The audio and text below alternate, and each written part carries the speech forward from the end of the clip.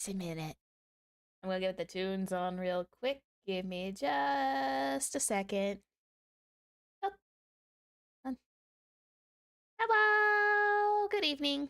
Give me 1 minute. I'm going to turn on the tunes. One sec. I got the Hyrule Cafe music on. Hang on. One sec. One sec. I'm gonna turn that way down so I don't blow out anyone's eardrums. I don't want to do that. Lovely Game Chops music has never let me down before. I could do British while I'm off street while I'm not doing readouts. It's crazy.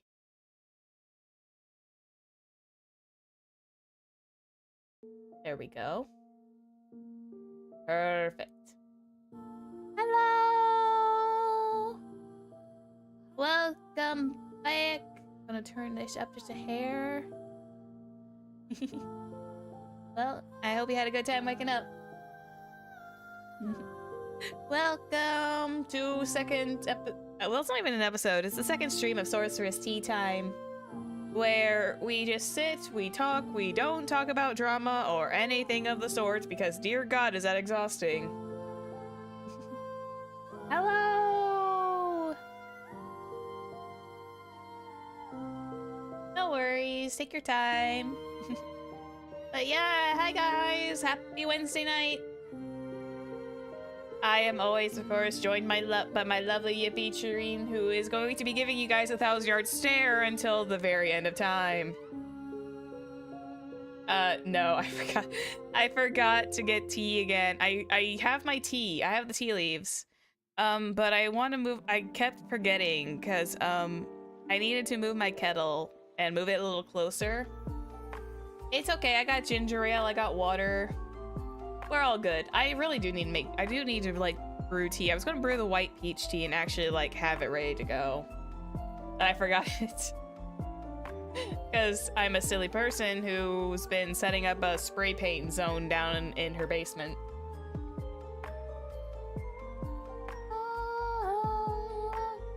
Also, there's no video game between us. Yeah, I know. The white peach tea sounds amazing. I need to, like, actually just brew it. And brew it and not have it diluted. I think I had it once and it was like extremely diluted because I think I may have miscalculated the tea leaf to water ratio. But yeah, maybe next time I will make sure to have tea at the ready because it's been cold. It's been like really, really cold lately, and it's been like, it's good like tea and hot chocolate weather. It's been a little cold. I've been wishing I could hole away and like a little hermit for like the entire winter season, but I can't because, you know, I gotta live a life. I gotta live a life sometimes. Also, yes. For those who might be new, Yippee Chireen is going to be in the corner. He's going to be giving you guys the 1,000-yard stare. Because that poor little thing has stared into the nihility and he is never looking back. Yeah. It's been like really cold. Like I think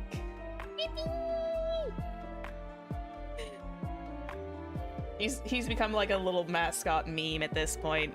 He's not my official one, he's just the meme mascot in the corner. Anyway. How's everybody doing? I hope everyone's doing okay and having a decent week so far. Because I've had a decent time. You okay? Yeah, I'm doing good. I think I'm doing pretty good. I'm a little bit more awake than I was probably thinking I was going to be before stream started. Hello, hello, hello. But no, I'm doing good. And who just gonna listen for a while? That's fine. That's fine. We're treating this like a podcasty kind of just sit down and just kind of chill time where I get to communicate with everybody. Because I know I do have, like I've mentioned this before, I do have a tendency to like, when I play games, my brain zones out and I just forget that I need to do the most important thing, which is communicate with everybody. Speaking of which, yes, I am doing good, but the problem I am having my biggest conundrum in the heart of the matter is, what do I do for Saturday? This is like the first time I've ever had issues with a Saturday game before. and I don't know what to do. Normally it's the Wednesdays that are the problem. This week is like Saturday has chosen to be a pain. I don't know what to do for Saturday. I got someone saying to do the continue Phoenix Wright if I'm in the mood. Yeah, this is true. I could. Cause let me look at my Steam list. What do I have? What do I have on my Steam list I can peruse through? Because I am trying to hold off on Cabin Factory, which, by the way, I was this particular VTuber inadvertently probably told me the reason why my model lagged super hard during Cabin Factory had to do with motion blur, apparently. At least I haven't tested it yet, but if motion blur was the only option that was the problem, I'm gonna be like, wait. Then we can probably do Cabin Factory with an actual live reaction. I think that would probably be better for everybody. And I'll probably like have a lot more courage to play it now. I'll probably have like a lot more courage to play it now. Ooh. MOC 12, jeez. I haven't gotten to Memory of Chaos yet. Oh, Honkai Star Rail news from me. I got my bespoke ratio. I got bespoke ratio before Human Comedy wore off. I'm really happy. If I can't have my actual ratio right now, I will happily take the bespoke version and pretend he's there. I will pretend. I will pretend he sent that over as a proxy of just being like, okay, yeah, here you go. Because everyone saw how kind of sad I was to see him there during the Divergent Universe, Aglaia Pull Day. And I wish I was like a little bit more awake, because I think it only took like a handful of more, like I think I either went during the reset, and the reset is what jumped me up from that level we left off at to max, and I was like, damn, I wish I had held out a little longer, but I was getting really tired. But yeah, that's my Honkai Star Rail news. We're still waiting for 3.1 to drop, which is exciting. Or a few days always. Yeah, it is. 3.1 is on its way, which means we'll be doing 3.1 for sure. I am going to go through the settings to see, well, actually, when I reverted these settings, I think everything should be fine. I think it's the water. It has to be like the water in Amphorius that was the problem. But yeah, we're skipping Treeby. We're unfortunately skipping Treeby for that particular session. We're waiting for Mighty to come out. Now, if Treeby is bannering with some other characters that maybe catch my interest, I might do it, but I'm skipping Treeby as a whole. Yeah, I'm gonna pass on Treeby and go for Mighty, which gives you a little bit more time to save. Like I said, unless... God, okay. I know it's rumored. I know it was like a huge rumor. Treeby first half? Yes. As far as I'm aware, the English VAs have confirmed that Treeby is on the first half, Mighty is second half. So that means I have a little over 50 days. Ooh, you're gonna go for Treeby E1. Yeah, nice. That's as far as I'm concerned. I'm really hoping the VAs didn't get themselves confused. But I think Scylla was on there, and she kind of confirmed that Treeby, who she voices, is going to be there for the first half. This was like during their Aglaia pulls, and I'm really hopeful that I was not like dumb and misheard, as I always tend to do sometimes. I forgot I was on here. I'm so happy. Let's see, what? I need to go back and check on my Steam list before I get too distracted. Oh, I have like this super old game called YouTuber's Life. I'm looking at the kit guides for Treeby. They're already out. Ooh, thanks. Let's see. I could do Power Wash Simulator. I don't know. Would that be interesting to people? Or I could play Planet Coaster. Planet Coaster's a good idea. I don't know if I can... Mortuary Assistant's more of like a Halloween-esque game to play. I have like whole time? Probably a last minute, like, yeah, I think a last minute poll will probably be on the works. If you've played Roller Coaster Tycoon at all, Planet Coaster's essentially the same thing. It's essentially you build a theme park and I don't know about Monster Hunter. Me personally, I tried, but I don't think I ever got like the full grasp of Monster Hunter personally. I don't think I ever got like the full grasp of Monster Hunter. Maybe I thought like it would appeal to me because, you know, fantasy, going out Oonga Boonga crazy and, you know, taking out monsters, but I think it's the attack patterns that might cause me issues, because I do know that their attack patterns are not projected, and I am very, very bad at memorization of how attack patterns work. There is a very, very good reason why I may not be able to surpass on I might not be able to play Elden Ring without like a lot of, you know, headache, because I do know how Elden Ring works. Elden Ring is kind of like that, where it's like boss monsters are just, they telegraph, but it's up to me and my like crazy precision to actually do anything. Oh yeah, by the way, Friday we are doing the Baldur's Gate 3 stream with Avarice and Yume over on their channels. My POV is not going to be existent because we're so deep into it. I don't want to put my, I think putting on my POV now would probably be a bad thing. I don't think putting my POV up would be very good at this point, since we weren't there from the very start. Ooh. Date with Death is cute. I could do Date with Death again. We do like a little story day. I don't know. I kind of want to play Date with Death. There is the update for Date with Death, but I kind of want to be a sussy baka and just play the other half on my own, because they have a very not safe for stream kind of patch for that. But yeah, I might put up a poll. I'll probably put up a poll and I'll take a quick gander at what I've got.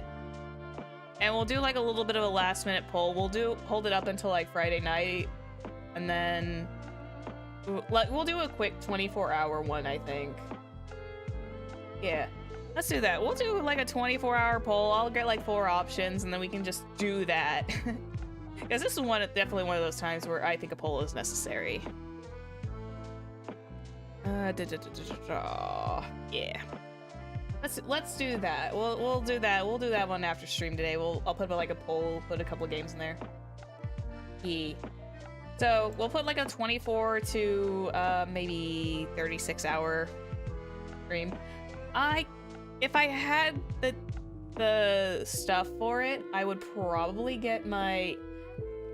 Hang on one second. Zephyr's got another idea. If I could get it to maneuver...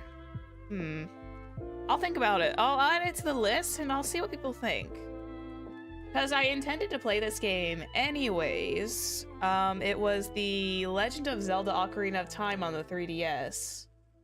I'll add it onto the poll, but you will have to bear with me as I try to troubleshoot the dual screen stuff, because I've never streamed with dual screen, so I would definitely have to do a quick bit of research on that before we even get started. And I don't have like a proper layout for it yet, so we're just gonna go crazy. But I did like Zelda. I genuinely loved the Ocarina of Time, and I think I only played it to... I think I finished Shadow Temple in that one. I think I got up to Shadow Temple, but that was about it. I haven't played it then in a long time, so we would be starting fresh. And it would be nice if I could actually like play through it without looking at like guides or anything, because I think that would be nice. I want Majora's Mask too. Do they even have a physical copy of Majora's Mask even available? Is there did they ever make a physical copy version of that? One sec. I'm gonna pull up a new tab on my internets here. Did they ever make a physical copy of that? And if I can get my hands on it. Let me check. Well, the eShop is dead, so they better have a physical copy. That's where I'm scared.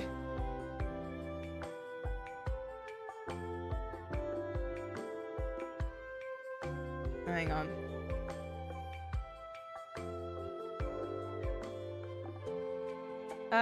Yeah, they do have physical copies. It looks like I can get one. Ooh, that's good.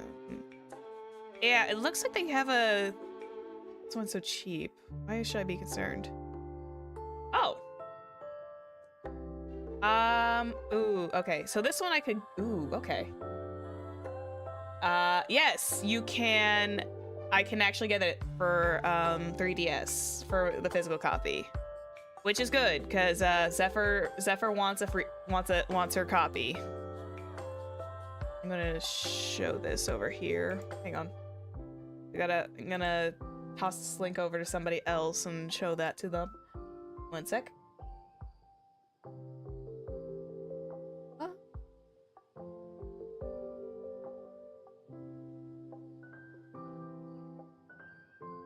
Get this weird. Anyway, moving on. Yes, you can get the I can get the physical copy for Majora's Mask, which is good because I've never finished that game. The 3-day time limit always caused a lot of trouble for me. And you? It'll be fun. Okay. I'll add Ocarina of Time to the list. Alright, be safe. But yeah, I'll put Ocarina of Time on the list as well. I'll put that on there for a poll. Let me confuse. Hang on. Maybe I should. Let's see. Let me do a quick scroll, and I'll set it up for. I'll do that afterwards. We're here chit-chatting. I technically shouldn't be worrying about content and stuff like that, but hey, I needed to know like what you guys wanted to see for Saturday. Yes, take care getting home. Indeed. Oh, I have a fun idea for the future. Okay. So, people know that I'm kind of into D&D. I technically am playing my first game with a few friends off stream. I'm playing one of my first like actual games. But I have been and I'm talking about like actual like rolling and stuff like that without the Baldur's Gate in between. I'm playing my first actual game. And I sat there and thought about it, and it's like, oh, I have a very fun idea. Remember how I touched upon doing a Wicked watch along when I get to that point? When I want to get to watch alongs, I had an idea strike me recently. So, as of late, I have been watching. Yeah. Well, okay, my first actual. Okay, so it's my first real one that's gone past one session. So. Yeah, it's my first real one that's gone past like the first sessions. I used to try some games, but they were very, very bad experiences, but I've always wanted to try it. But yeah, it's kind of like my first game, like full on. I've survived longer than two sessions. And I'm really proud of my character too. I'm really proud of my character, and I cannot wait to get deeper into her as a character. God, that sounded so awful out of context.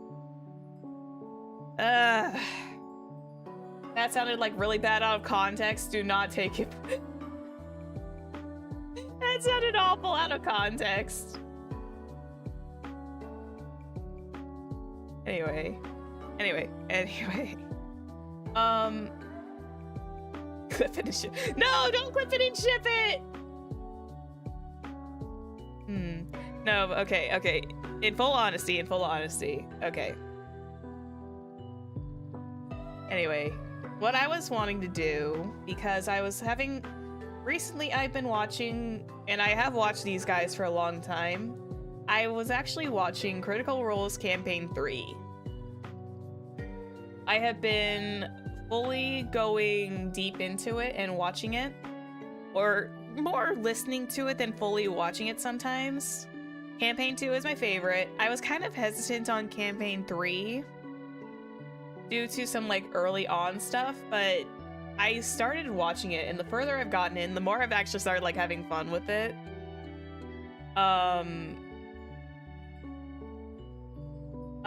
Let's see. Oh, let me think. What was I trying to say? Oh yeah, because I've been watching Campaign 3 that recently ended, I think like literally just almost a week ago. They finished their third campaign literally just this last week, and I'm just sorry if you see me shifting around. I'm just adjusting my pants. I have been watching it, and I've been enjoying myself. I'm on episode 20 now. They have 129 episodes thoroughly, which means I still have like 100 episodes to go before I even... 109 episodes before I fully complete it. Which is a lot of hours of content to consume. But yes, anyway. There were hints of doing their campaign 4. And I thought, you know, as a fun treat, or as a fun, like, little mini-series, because let's be honest, trying to watch along their entire campaign, oh, hi, Bubba! Hi! Oh, I don't know what it is with YouTube's notifications. It's so bizarre. YouTube notifications have been, like, really bad recently with those. I don't know what's been going on. Maybe this is one of those incentives of when I get memberships, I will have that membership-only Discord, so that way people can, like, come in and actually get accurate when I go live statements. That would take a little bit of time, but yeah. Okay, side note, before I go back on my ramble earlier. Yes, I had decided that once memberships become available, I am going to open up a Discord for members only. It's still gonna be a long while, and I fully know this. I fully acknowledge it, which is good because that gives me time to work on it. It gives me time to look for people to kind of like mod the area and to, and I can get like some advice. Yeah, but I'm gonna definitely do that. I gave it a lot of thought, and it's like, you know, doing the member-only notifications for a Discord would be great. Gotta pay to bug me, oh no. Be gentle. I have a lot of social anxiety sometimes, so be gentle. But yeah. That's gonna be one of those things when it pops open. That's an on the list of things to do. It's on the list of things to do that will develop over time.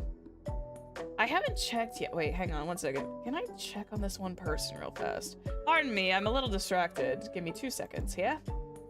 I'm going to check on something. I am going to check on, hang on. Is she available right now? Hold up, hold the phone. I'm going to check it. Do I have her on my... Do I have... 1 second. Zephyr is being a silly goofy. 1 second. Where is it? I'm blind as a bat. There it is. Is she?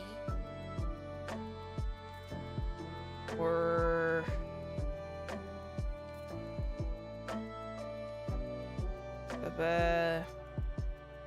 I don't No, I would have to check her. I would have to check that out later. Okay, that's a later Zephyr thing to do.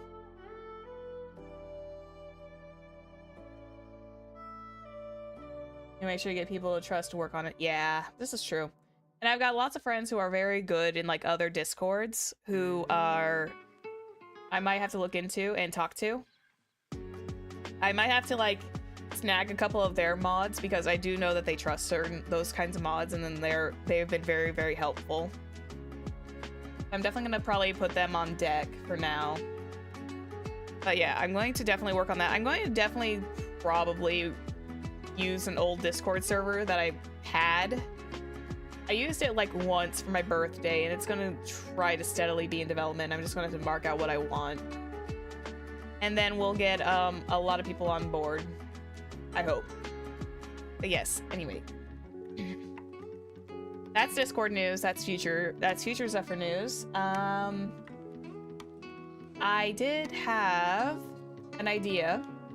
It's on the watch-along basis, and as much as I want to start from the very beginning of their campaign 2, I think for the sake of my sanity and for your guys' sake, we should, if I do watch-alongs, I think we should probably do campaign 4 of Critical Role.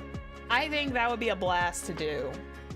We would have like a nice big watch-along day, because it's gonna be free and available, and it'll be free content. Oh, you skipped all of 2? No, why did you do that? Why did you skip 2? Maybe it's just personal bias. I love 2. I loved 2. No, Bubba! It got really good once you got past all the bumps. I personally loved 2 after it started like getting deeper. I highly recommend 2 though. 1's good. I like campaign 1 is good, but it's not without its faults. Like, and I speak of this as on a performance standard. I don't speak of it as a. Souls 3. Went back to watch West 1. Okay, fair enough. I don't think I fully watched campaign 2 until it was like maybe at like a quarter through. I was still like going back and watching campaign 1 at the time because I thought watching campaign 2 would be silly. I still never fully finished 1. I really realize this. I never fully finished campaign 1, but I was really, really close to the end. I think they were right at the last. I think we were at the last like third of the entire campaign, and I think I got distracted by campaign 2 at the time. But yes, I'm enjoying 3 so far. 3's been like a blast to listen to because it's just so crazy to hear just how unhinged these guys are. I understand that it's a completely divisive I understand, and I have heard that it's a very divisive campaign that S3 is. But yeah. As divisive as it is, my opinion is my own, and so far I am having a blast with it. I love 2. 2 has a special place in my heart. Chet. Yes, okay, so story time, because I think this is probably going to be a majority Critical Role talk stream today. With Yippee Tree just vibing in the corner.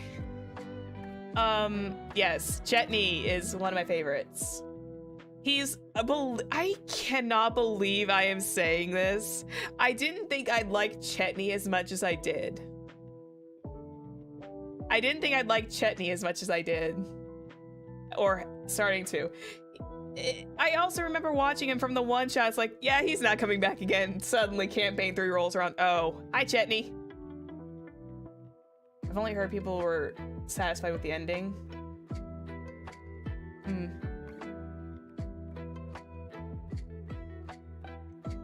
Yeah, that's fair. That's a fair assessment. I think from my perspective, as someone who doesn't do all the storytelling beats, I'm just along for the ride. I'm along for the big ride, and that's all that is for me. But yes, campaign 3 so far is really good. I'm actually, well, okay, so I was so used to the main 7. Wait, was it 7? Yeah, because they weren't really 9. There was just like, I was so used to like the main. Wait, hang on one second, Laura. But it was only 7 as the main participants plus Matt, so that would make it 8, right? I think that's correct. Yes, that should be correct. It was originally 7. Let's see.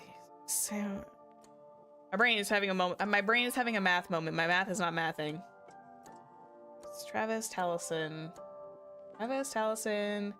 Liam, Ashley, Laura. Mr. 20 shows? No, I have not. I think I tried, but I haven't fully watched those ones yet. But yeah, the original oh yeah, I think it was like 7. I think the 8th one didn't show up until later. Let's see. Is my math correct? Yeah, I'm correct. It is 7. Okay. I'm not nuts. At least I'm not. Yeah, I'm not crazy. I miss Robbie. Okay, so I didn't watch all of. Brandon's my favorite DM. Crown of Candy. That one I have heard about. That one I think I saw like really on my recommendeds, and I'm probably gonna have to look in on that when I'm on the need to relax from a Critical Role binge. But yes. But also Brennan is doing the EXU Divergence DM. He's serving as the DM for that one, which is really interesting.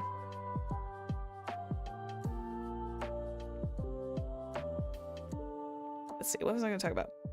Oh yeah. I miss Robbie. I miss Dorian from campaign 3 already. When I was need to watch that, it's on my watch list. Yeah.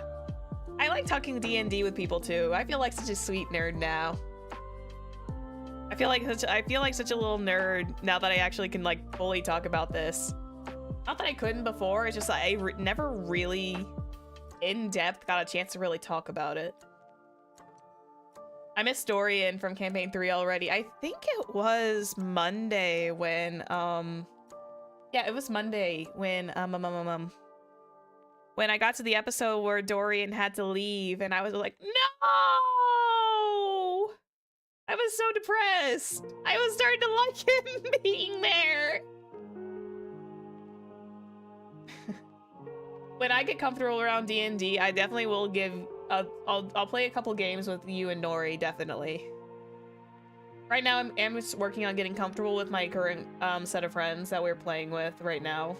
Because I think always the hard part is always creating the character. I'm always like very procrastinating and very like last minute. I am playing a Lego game, but I am trying to like let me get my feet wet first with this one.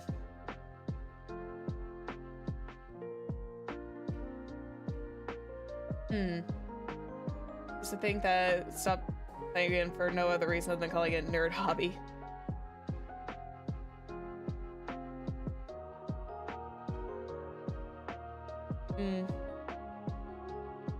Yeah, I just like how I feel like, yeah, thank you, Bubba.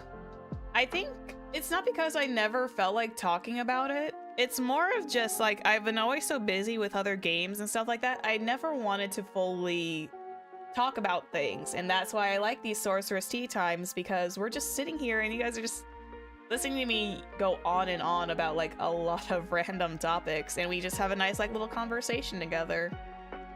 And that's what matters. Even if Yippee Trina's just vibing in the back. I should probably like hide him one day where he's just like, you play like peekaboo with him, or he's just like, where he's just there.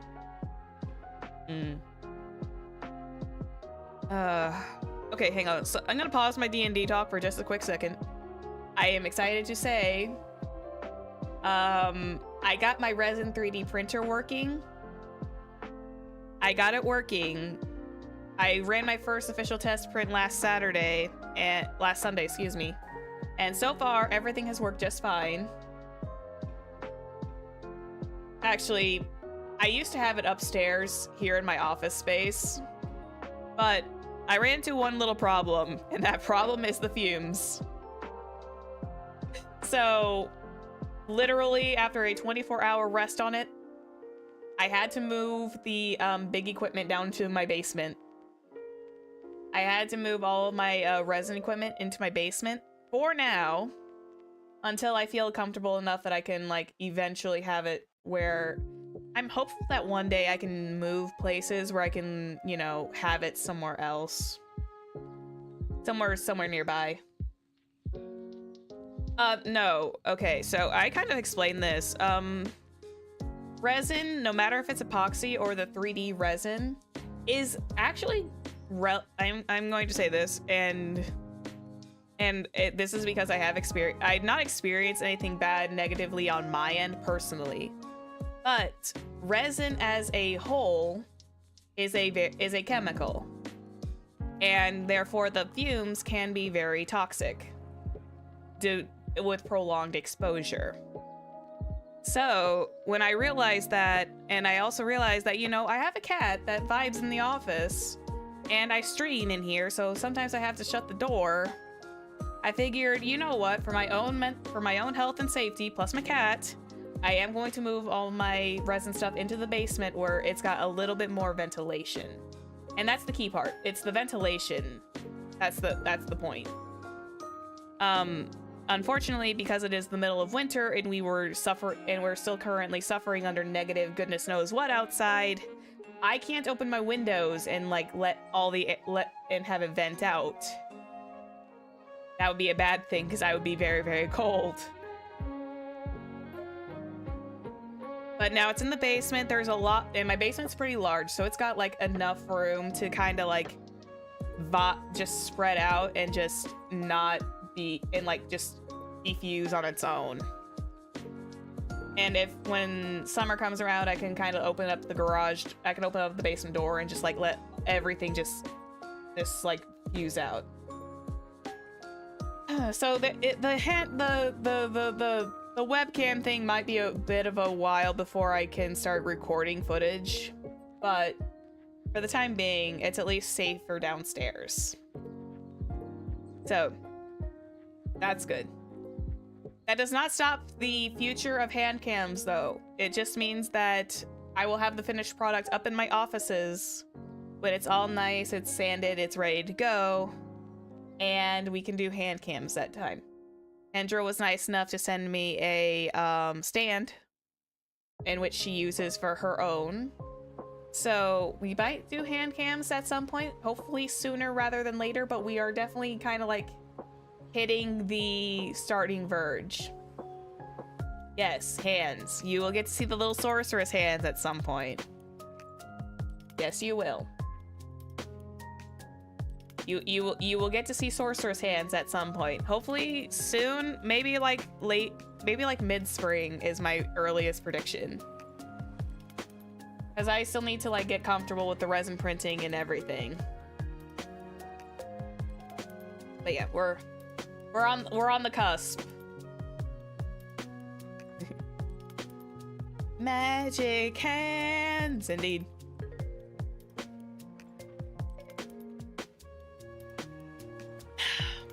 Excuse me.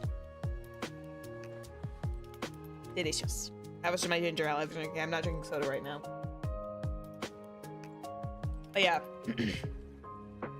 I wanted to let you guys know that yes, the printers are working, and I just figured that for my better benefit, I don't think you want me to hear me complaining about the pungent smell that was in the office. So I was just like, you know what? I'm just gonna move this all downstairs. Yeah, I did that all on Monday, by the way, before stream started. I literally had like, I had some extra help taking some stuff down into the basement, and my worst, the scariest part was taking the vat that has all this liquid resin in it. And that was like the scariest one because I didn't want to spill anything.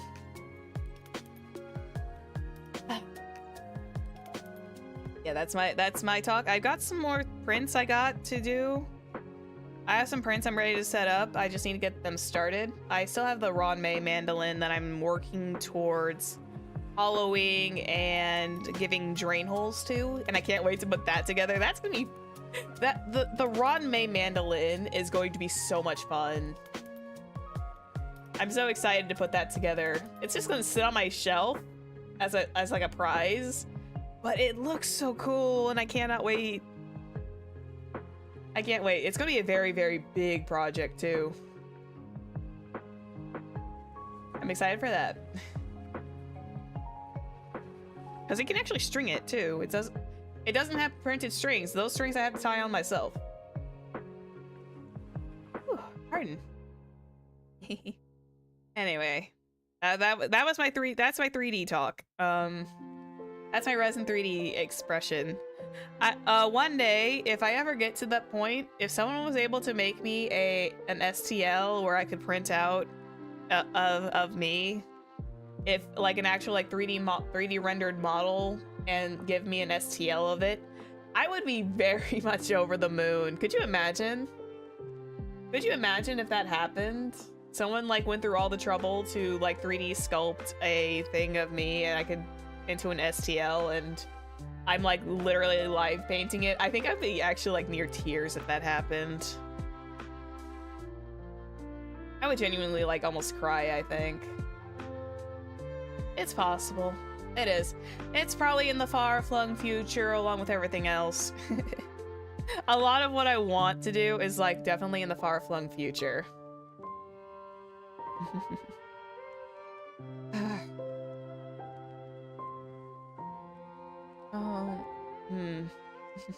Sorry, I'm just like suddenly enjoying the vibe, and I'm just like, oh, I'm so I'm feeling like weirdly sentimental right now. Big work indeed. Oh yeah, there are the... Is that something that happens? Maybe. It just depends. There could be someone out there one day when I open the Discord who's like, hey, I did this 3D sculpt and I wanted to see if you can print it. And I'd be like, yay! We would have to see. But yeah, there are those ones who 3D print the custom, like the ball jointed dolls especially. Yeah, I've seen her work and my brain just explodes every single time. I didn't even finish her I didn't even finish her Herta one, by the way. I still need to go back and watch that one. I want one of those dolls, and I want that in like a topaz. I want that in a topaz, and give me a male one, and give me freaking Aventurine, Ratio, and Boot Hill, please. That Herta was gorgeous. I bet it was. But yeah, I'm like over here, like give me a male one, give me 3 male ball jointed dolls, give me Ratio, Aventurine, and Boot Hill. Give me those 3. Oh no, we're generally before the fairy godmother part. Depends.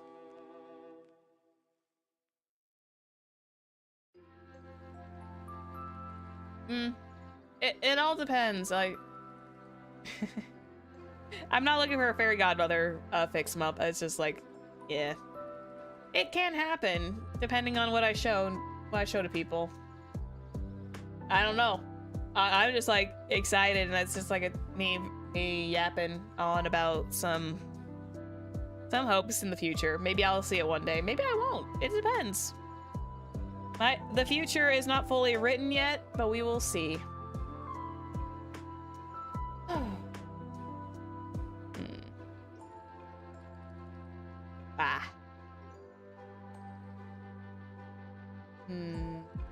Anyway. What was I trying to talk about? I paused my D&D talk for the 3D printing because I wanted to talk about that before I got too distracted. It's okay. Don't worry. What I was talking about was 3D printing is something I'm starting to like, and I've gotten used. Let me do a quick recap then. I'll do a recap real fast. What I was talking about not too long ago was I was talking about 3D printing, and I have a resin 3D printer in my basement. I was making a little... I'm excited to show them off and like do hand cams where I'm painting stuff, and I'm kind of... I don't know if it'll happen. It might be a one-day thing. But But I'm kind of excited to see if one day someone decides to make me a 3D sculpted version of my model doing some kind of dynamic pose. And then they just kind of, it's just kind of like a surprise that I can kind of print out and I get to show off on screen. I think that would be very fun. That's all I was kind of like saying. It'd be kind of fun to do that one day.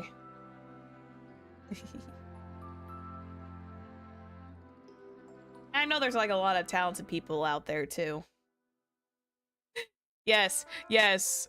I think especially one day when I have my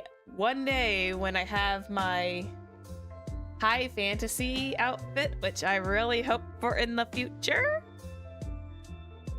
I really hope for that high fantasy outfit in the future one day.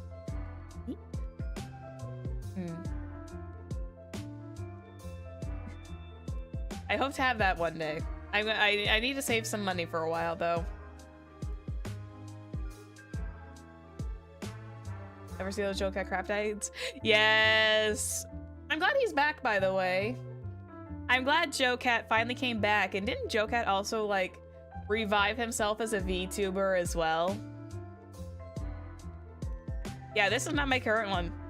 I have this one. I have my New Year kimono, but I don't have a full-on high fantasy outfit. Yeah, Joe Cat came back as a VTuber. I'm so happy for him. I was like, I know everyone. Okay, I'm not going to talk about the drama behind it, but I know everyone was sad when he was taking leave. But I'm glad he's back. I'm very, very happy he's back. And I should probably look back on his old crap guides to D&D. I vaguely recall them. I don't have like full memory. Yeah, I should go back and rewatch those. Those will make me happy. They made me giggle. Plus the Final Fantasy XIV ones are silly too. Actually, wait, doesn't he have a campaign running right now? Watch along? Watch along for his crap guides to D&D. How long are they? They're only like a minute long each, aren't they? Hold up. They're only like a minute long, aren't they? One sec. Hang on one moment. One sec.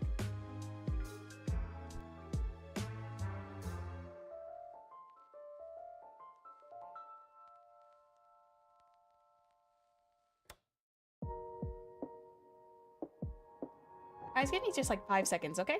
I'll be right back. One sec. I have to BRB for just a moment. I think it was just my cat.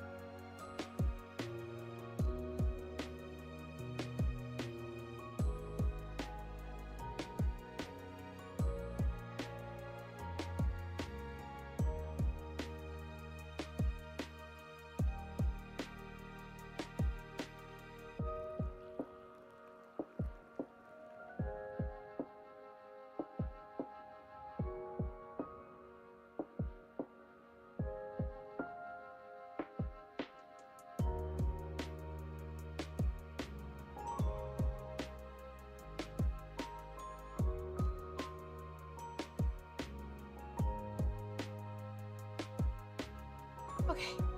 Alright, everything's fine. Sorry about that. It was probably just like my chair making noise. I think I got spooked by my own chair making noise. It was my bad. Yeah, it was just my chair making noise.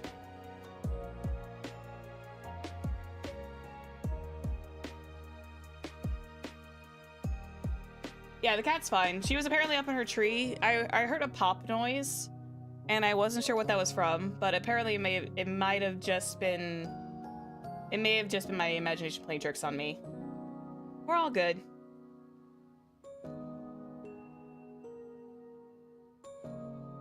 Yeah, we're good. Okay. Sorry about that. Had a little nervous there for a second. I got I got myself like a little spooked. Is it dark and stormy? No, it's not stormy at least. It's just dark and cold.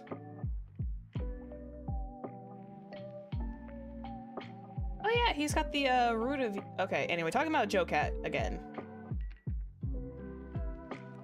The resin printing you revisit from time to time. Yeah, well, you can do that and revisit from time to time. I can even talk about the process of these when I do like my hand cams and do my models and stuff. I think it was just a sound from the music. That was probably what threw me off a bit. Anyway, calming down. Yeah. Let's see, what's this crap guides? Yeah. Crap guides to the... Oh. Let's see, he's got his crap guides to... Oh wait, those are his unlisted ones. Does he have his Monster Hunter World? Here we go. A lot of his craft guides to D&Ds are like 2 minutes long. But if we also want to like do a watch along of his campaign, because Joe Cat was actually had a campaign running, let's see, about 3 months ago. He did Heart of Elenthe, which is a D&D campaign he was running. We could also like do a watch along of that too. They're like they're like an hour or two long a piece. Yeah, we're fine. We can probably think about watching Joe Cat. We'll definitely put Joe Cat on the list of like people to watch along. Definitely. We can put his content on the list. Because I want to do some... Yeah, okay, I'm freaking myself out. Jesus. I hear one noise, I freak myself out, and then it's like, I'm paranoid now. It's all... I'm fine, I'm perfectly safe. I was like, geez, now I'm like freaking my own self out. Yeah, we're fine. My cat's not freaking out, everything's a-okay. Goodness me, this is what happens to me. I can be very, very paranoid. I can be extremely paranoid, and I can also be like really, like my imagination will play tricks on me to an nth degree and just make me freak out. Oh my goodness. Anyway, what was I talking about? Oh. I got myself spooked.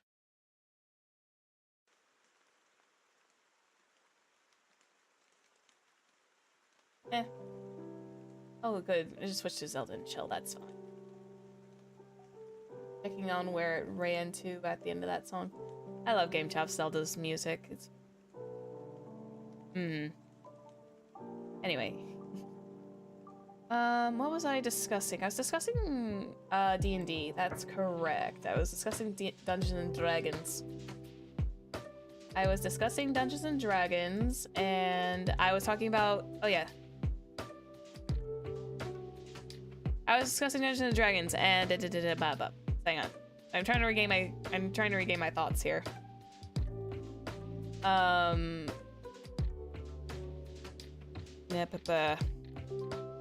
Dungeons and Dragons. I was talking about Critical Role in Campaign 3. That's right. That's right. Now we're back on the D&D topic. Okay, so I was first talking about Campaign 3 and how I actually started to like Chetney a little bit. Yes, that's right. There it is. Okay, now I remember.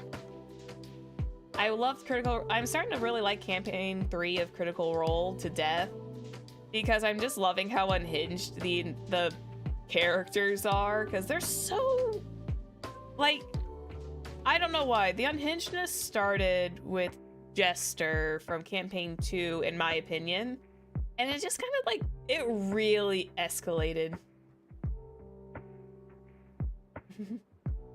Thank you. I see you, Conway. Thank you very much. Yeah, let me think here. Yes. I like how unhinged all the characters seem to be in Campaign 3. They just don't... Like, as far as I'm seeing right now, because I'm only on episode 20. As far as I'm seeing right now, they are such a incoherent group. It's actually funny. Like, they're friends, but it's like, they don't know, they can't really haul a plan together. They like literally hit the panic button as soon as like something goes wrong, and I'm just kind of like back here like, oh dear God, no. In a good way. It's funny. I think Fern is my second favorite character in Campaign 3, and I think I like Ashton as a third. I like Ashton and Oren are like my favorite four. Lana and Imogen are kind of like on there. Fresh Cut Grass is also like, they're not all bad, but I think my top favorite is definitely like Fern, Chetney, Oren. I miss Dorian already, and I was actually really sad because Monday night I was like, no, why did he leave? And I tried not to show it during my stream time, where I was just like internally being like, oh, why? Because it wasn't the topic of the stream. Because it wasn't the topic of the stream, we were focusing on Phoenix Wright and everything. We were to play Phoenix Wright. I didn't want to be distracted by like my Sun Surprise, where Robbie had to like take his bow out, and then I know he eventually comes back, but still that is like, no, I was getting comfortable with this Wind Air Genasi bard who had a very, very interesting idea for like weapons and instruments all at the same time.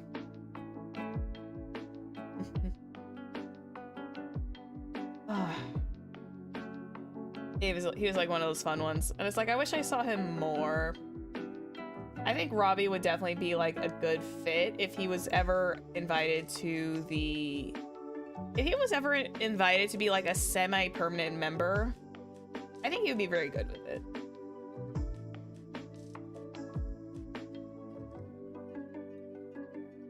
Yes.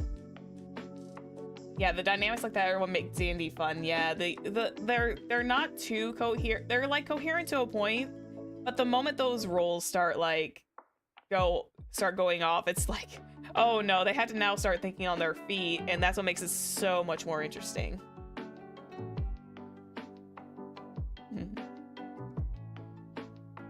Yeah, wild consequences, indeed. Yeah, I if you hear me mutter something about like, I try not to like let certain topics be the main focus of discussion whenever I'm playing a game. I tend to just kind of like not talk about it too often until, you know, we have these. Because here I feel like when I'm ever having one of these, it's like we can definitely have a little bit more of a field day.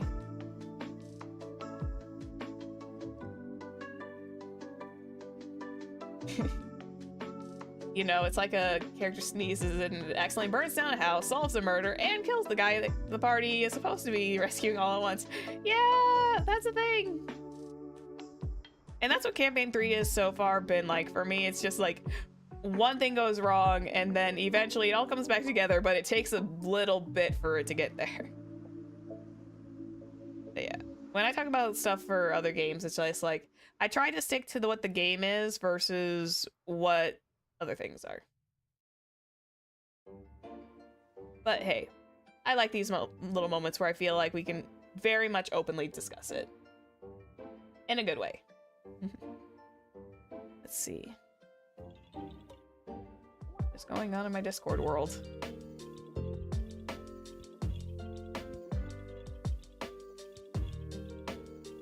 Anyway,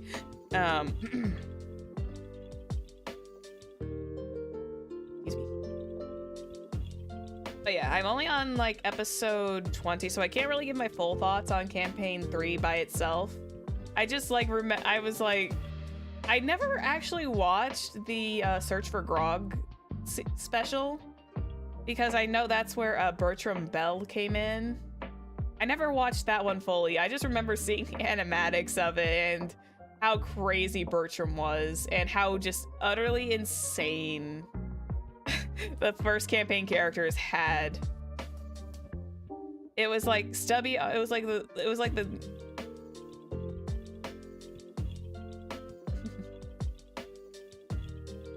let's see.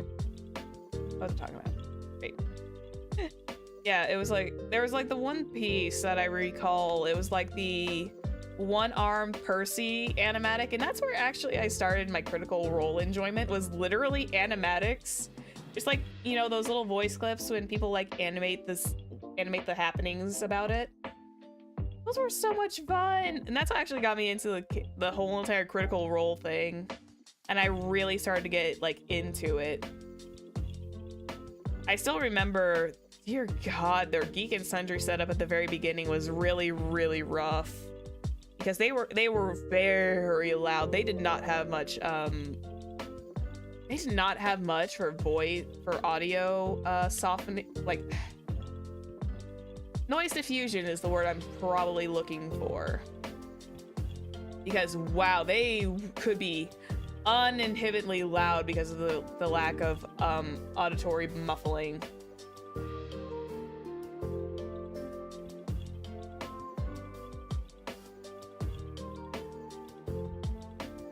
Yeah, it was like the early day. Yeah, I remember watching those. I was like really put off by it at the beginning. I will admit, I was actually put off by it. I didn't realize at the time that those voice actors also voice acted in a lot of anime, video games, things that I liked. I never realized that for a little bit, and then once it really kicked in, I'm like, oh my God! These are my favorite voice actors! Oh my God, I'm like over the moon. I was like so over the moon when I realized it. Because Matt Mercer voiced a lot of like interesting characters. And as we know, I was really happy. I was like in the realization of, oh my God. Oh my God. Yeah, in a way, it's kind of like, it's kind of like how I felt with Honkai Star Rail English voice actors streaming and everything. They like streaming their polls, and I'm just like, ah. I feel like for like a little bit in that time frame, I was like really happy. As it was just like one of those, it wasn't weird. I was fully aware voice actors were starting to do the whole streaming thing, and it was like, oh my God, this is so nice. I like seeing them around. Makes you wonder how many people ended up into D&D just because of them. Yeah.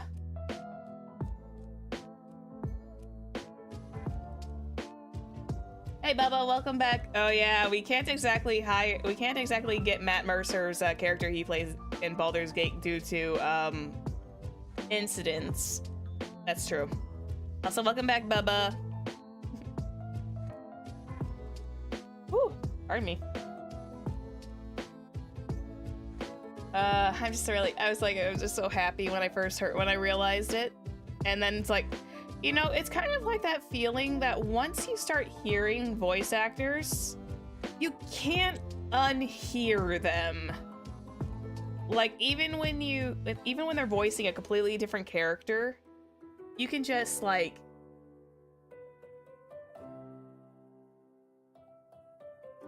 if you ever got to play with Matt, the news looking Arctic. Oh my God, yeah, that would be one of those things. Yeah, I was kind of like given the information that it did start out as a home thing before they moved it to stream. That's why I was a little put off by one for like a little while, is because it wasn't a fresh start campaign. I think that's why I was so put off with it at the beginning. It's because it wasn't a fresh start.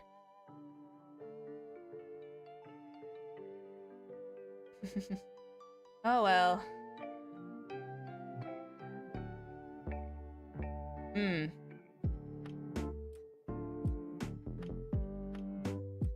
Yeah.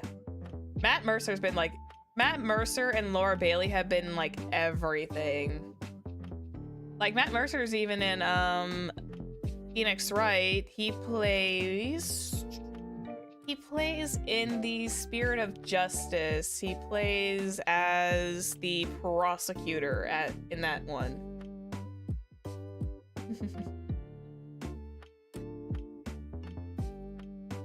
Sure, go ahead. We are open on this one. Go ahead. Feel free to give me your thoughts on. Give me your little explanations. I'm curious to hear. But yeah, well, that's being typed up. But yeah, I'm really the reason why I think that's always gonna be the reason I got confused is because it was not the Fresh Start campaign, and that's probably why I endeared a little bit more to campaign 2 because it was nice seeing characters from the very start. Also, this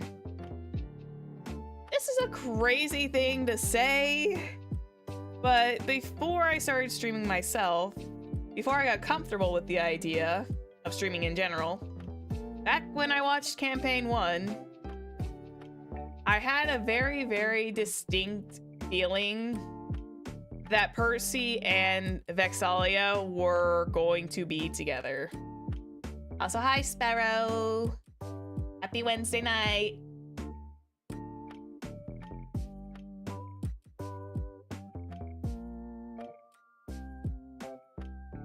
Oxenshire channel campaign's called Weirdwood. Okay. I'll take a look.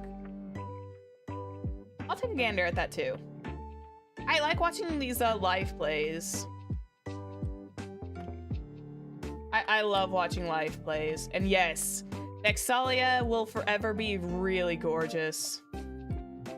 Yeah, no, I've been talking about Critical Role on and off today. It's kind of like that Critical Role chat today.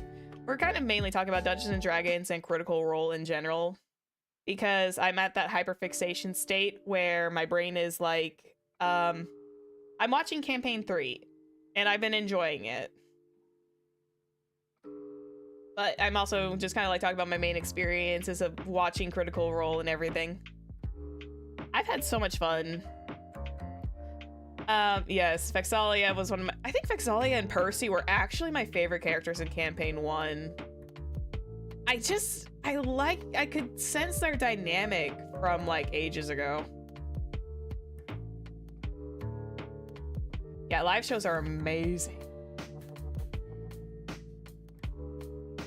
I think that's always the appeal of them, is because they're kind of like in the moment and you really kind of get to see the actual stress on people's faces and in their voices when they're in those live show situations. Because I don't think I'll ever, like, you get to really hear the raw emotion, because you do realize how attached some of these people are to those characters.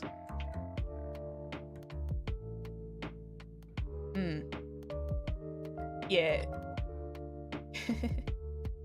Take your time, Sparrow. There's a lot of content to absorb with Critical Role. There's a whole lot in Critical Role, like, and that's why I kind of like would really, really love to watch along campaign 4 when it releases. I think that would be a nice idea, is if we kind of sit down and we enjoy campaign 4 as it's presented. Because in my opinion, as much as I want to go to campaign 2 and like do a full watch along, that's a lot of time. That's a lot of time and a lot of hours to sink into. So we're kind of not going to do that.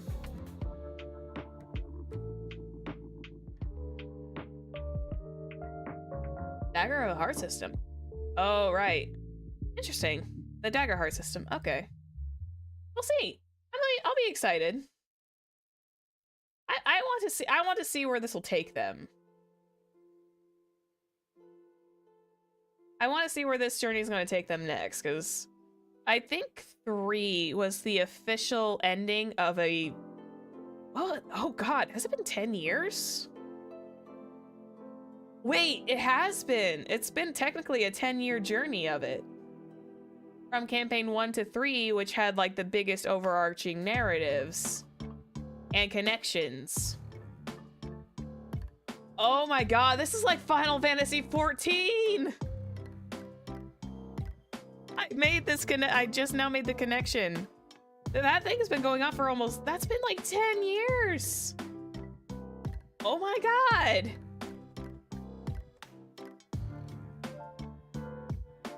Oh my god. It's like, yeah, but for their live shows, it's been about 10 years. No, not by just how it won't die, but by the overarching plot. No, like, Final Fantasy 14, I think it was just 2 years ago now, literally finished its big overarching 10-year narrative, with Endwalker, which was the big Hydaelyn and Zodiac plot. They finished that, and now we're on something brand new. I literally just made that connection. It's like, oh, that's actually very interesting.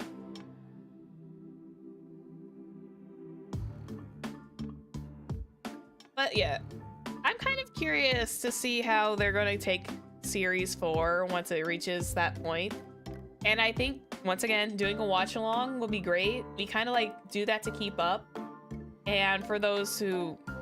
Oh, Travis and Laura are married. Oh, right. They're great. Oh my... Wait. Okay, I did not realize that Travis... Did Matt Mercer do Armstrong then? Wait. I haven't watched the FMA dubbed in a hot minute. Roy Mustang was Travis? Damn! Okay. Oh, that's Chris Abbott. Oh.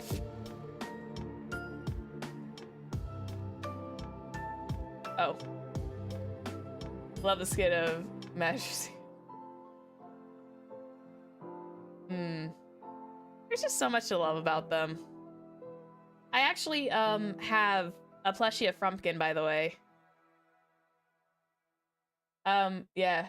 I have a plush of Frumpkin. He was sitting on my desk. Yeah, fine.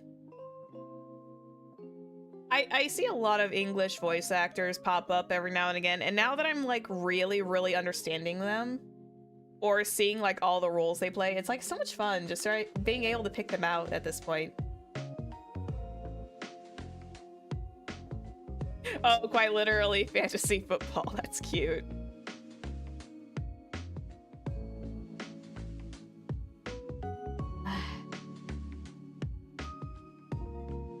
I'm having way too much fun.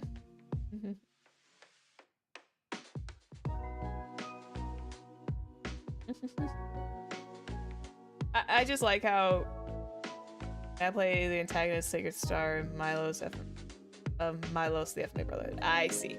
I never watched Brotherhood. I just know that it's like, I know Brotherhood sticks closer to the manga than it does than the original one did. Wait, dang it, taking a pause here. Put a pin in that. I did not realize that in 2021, Netflix did a reboot of Shaman King that did the exact same thing, which was following the manga a little bit more closely. And I need to go back and watch that because Shaman King was my jam, baby! Shaman King was like my absolute jam, and I really should watch that reboot just to see how it does. Yeah! I did not realize that in 2021, Shaman King had released on Netflix as a reboot that followed the manga very closely. That was a little bit of a closer adaptation. I'm just like, I love seeing anime kind of like have a little bit more of a closer adaptation to their manga counterparts. Because Fruits Basket did the same thing, and Fruits Basket, oh god. We're not gonna, yay. God, I still remember the Fruits Basket anime. I had the whole entire OG box set,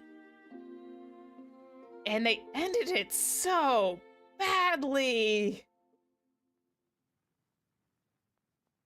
They ended the Fruits Basket one so badly. Now that I'm looking back on it, because they literally made up an ending because of the manga was on a hiatus. I think it was a really long hiatus though, but it was just like, they ended it off so poorly. Sitting back and realizing it now.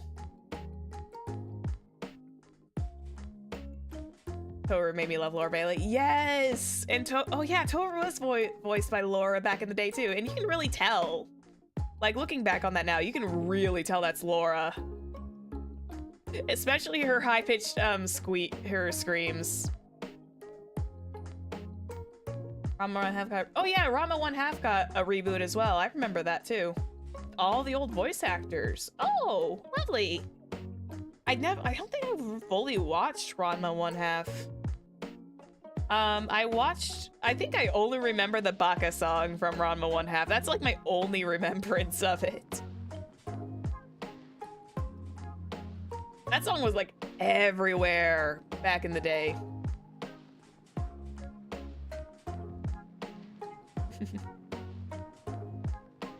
Akane's Baka song. Oh, I gotta check this real quick.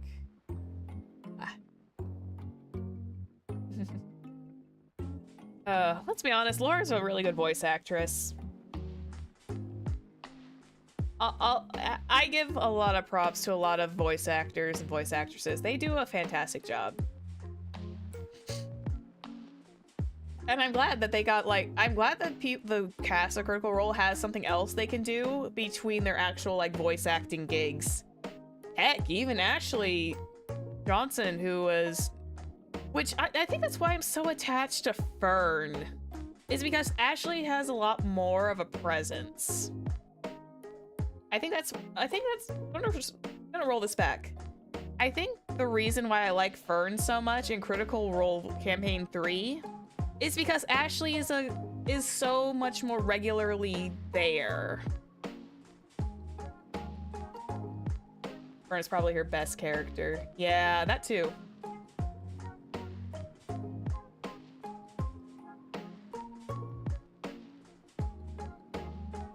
Oh, if Laura voiced Char, I think there would be a lot of people who would be like, yeah, I'm gonna go date Shadowheart. But yeah. I'm just like looking back on it, I'm thinking like, why am I not so attached to some of Ashley's characters? Like, I love Pike. Pike was a sweetie. Pike was an absolute darling. It's actually the person I knew before Critical Role from The Last of Us. Yeah, that is true. She did. She played, I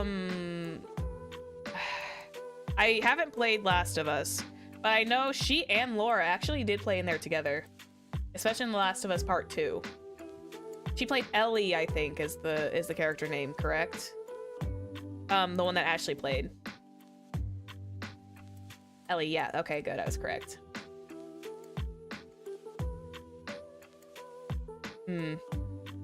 I think I liked Pike a little bit.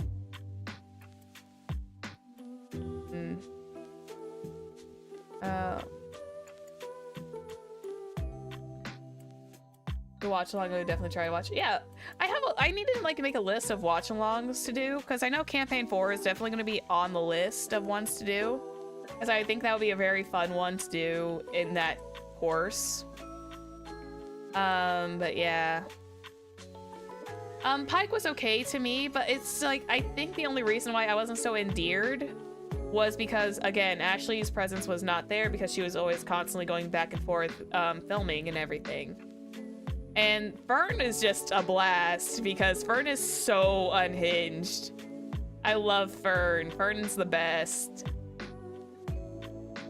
Also a fawn druid from the Feywild is like one, like that kind of gives me an itch to do a Feywild character at some point.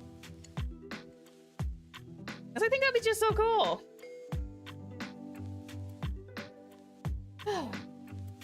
I'm like all over the place. Forgive me. I'm one place, then I'm another, and then I start talking about.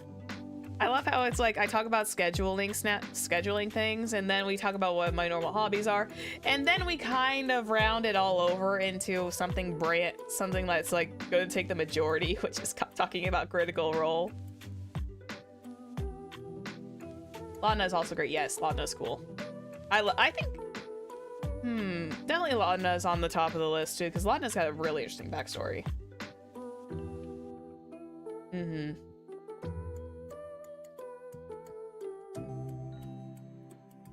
Love the Gothic horror mixed with sweetness. Yes, Laudna. I think that's what makes Laudna's really nice too.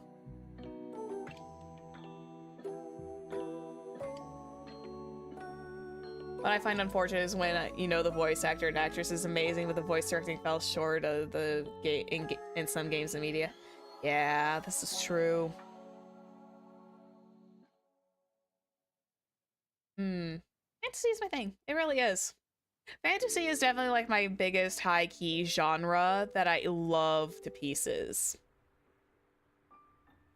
Like, I don't think I've ever passed through anything without it being in the fantasy genre.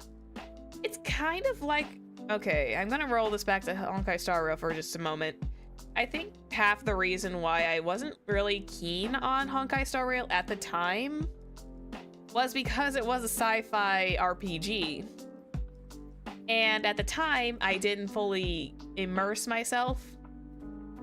And then Penacony happened, and that all changed. That all changed afterwards, didn't it? I say as like my entire Halloween sessions were just like filled with the Penacony arc.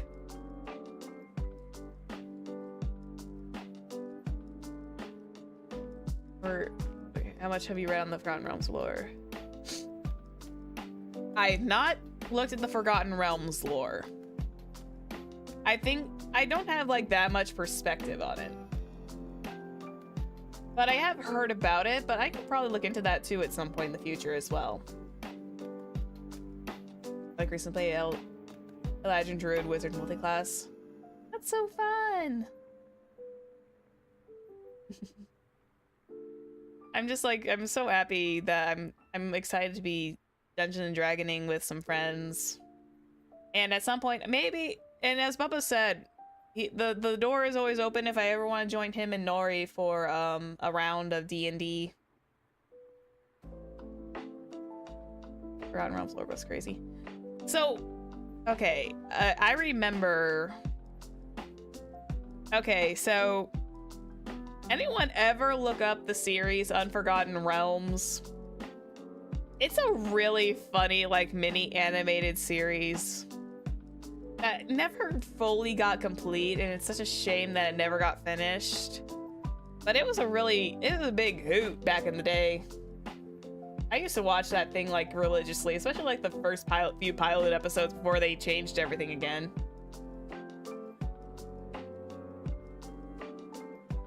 Trust me, it's a huge universe that Ed Greenwood's been working on for 50 years. Holy.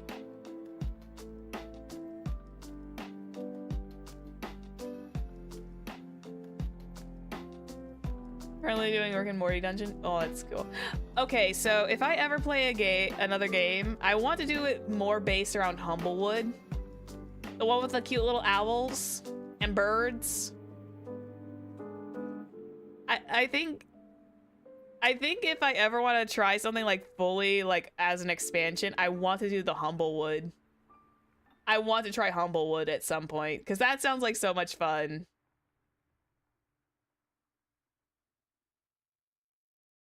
I'll take a look at that.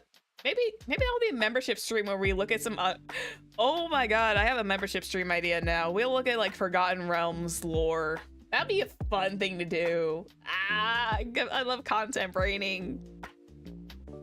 I'm content braining. Yay!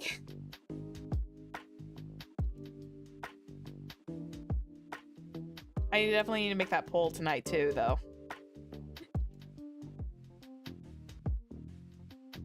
I definitely need to make that game tonight. I definitely need to put that together tonight. Let's see. It's got some magazine simulator, Terraria.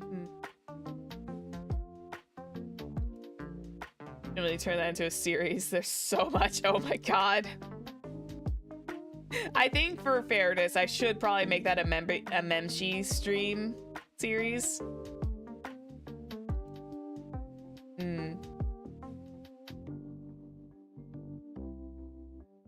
Yeah. If I look into that, I should probably definitely look into that on a basis of definitely a Memshi stream series where we look at, it's kind of like the SCP lore, but we just look at Forgotten Realms lore instead. I'm so excited. I need to see when is Wicked available for streaming yet? I need to see this. Has Wicked ever come out? Has Wicked Part 1 come out yet for streaming, or is it only available for like Amazon and whatnot right now?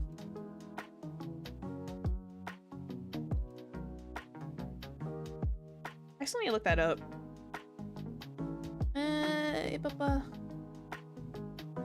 Sorry, I got distracted again. Excuse me. I think it's just Amazon. Okay. So far, it looks like it's just Amazon. It's not anywhere really. Well, there's other places you can get it, but like Amazon. No, I don't have memberships. That's still a ways away, but I'm just kind of like plotting for the future.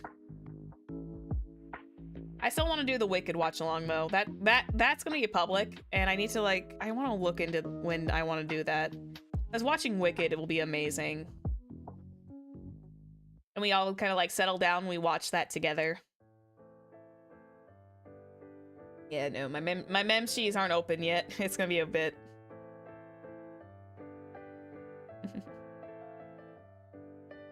One day, we'll get there one day, but it's just not right now, and that's fine. For me, I'm okay with slow and steady. Soon.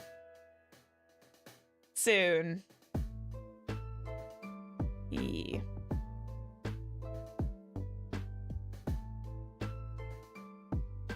Thanks, Avarice. One day soon. Definitely the end of 2025. That is for certain. But yeah. Anyway, what was I got distracted again. I got distracted by Wicked for a hot second because that's where my brain went off to. Because we were talking about D&D for a while. We were talking about D&D. I want to do like Humblewood at some point. How about Bewitched? Nah.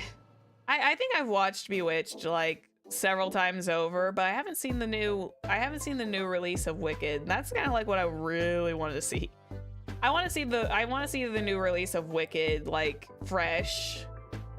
Cuz I recall watching it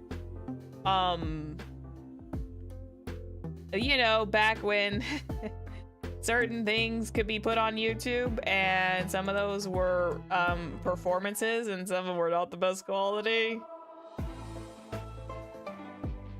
I saw the like original Broadway one, and I was in love with the music too.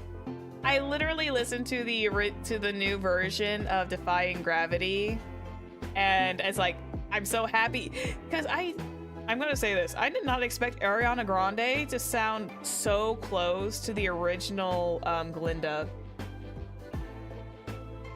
Her Ariana Grande's vocals for Defying Gravity sound so close to the original Glinda. It's actually really interesting.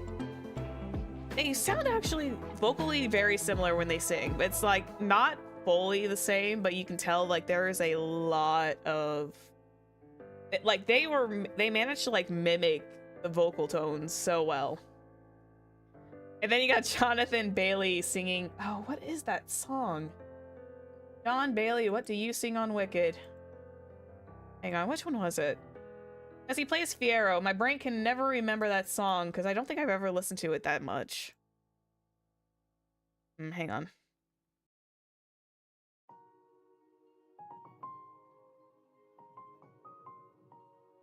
Dancing Through Life, that's the one it's called. I don't know how I don't remember that one. Dancing Through Life is the one that Jonathan Bailey sings as Fiero. Jeff Goldblum's the wizard. Wait, what? Jeff Goldblum's the wizard?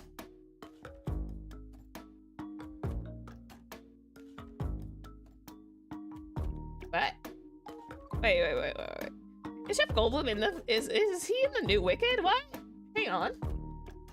Hold the damn phone. Bubba, you lying?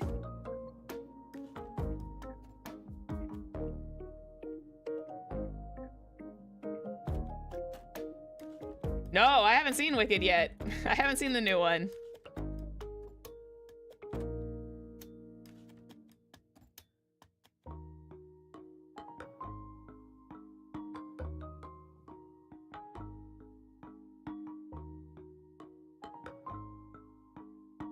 Oh, wait.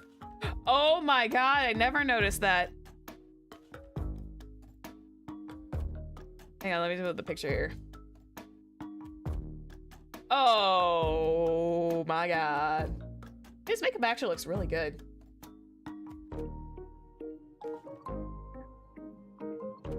You know, honestly, fitting. I'm gonna say this, very fitting. Because apparently he also like rescued one of the worst songs, apparently, but that's a whole other can of worms. Which I don't know about yet, because I haven't seen it yet. That's why I'm saying I'm wanting to watch it fresh with everybody, so that way we all kind of sit down and I enjoy it and gets to see my live reactions throughout the day. But yeah, I did know he played the Grandmaster in Thor Ragnarok, which was, as far as I'm aware, Ragnarok was delightfully unhinged because there was like a lot of ad-libbing going around. Which is a real shame. That reminds me, there's the podcast where he played the villain. Oh, interesting. Yet he plays a lot of villain roles.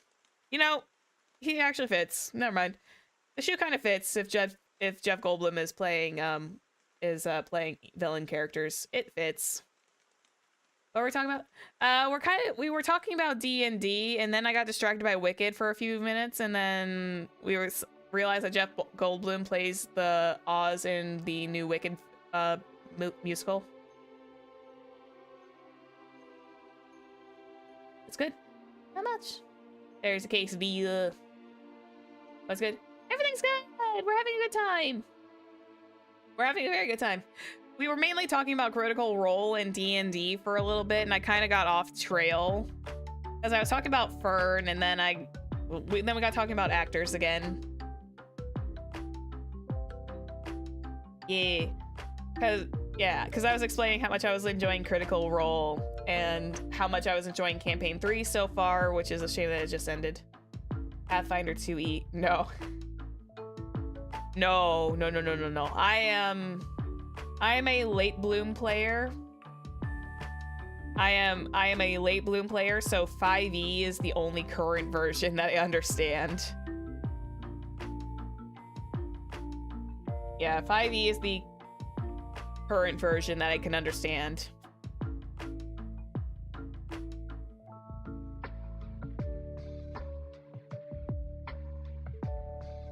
Also, looking back on Critical Role, I remember how much I wanted the Vexalia Funko Pop.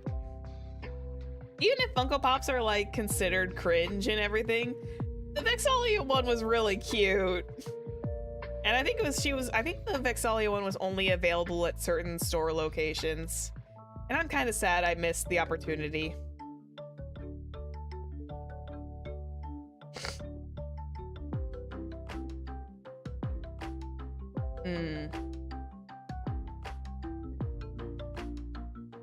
By the way, speaking of films, isn't there like a... Did they ever greenlight the Legend of Zelda film, and should I be worried?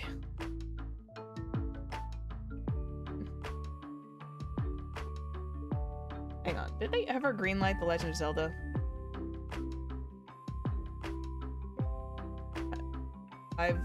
IE and 3.5 hybrid, where campaign takes place in the same world setting. Oh, interesting. I'm not, well, I know that there's like a consensus that Funko Pops are supposedly cringe, which I'm not saying no it to, I'm not saying anything bad about them. But I have a Sailor Uranus Funko Pop vibing somewhere. But I remember wanting Vexalia so badly, and I never got Vexalia, which was a bit of a shame. I should have gotten that one when I had the opportunity, but I was struggling. Hang on.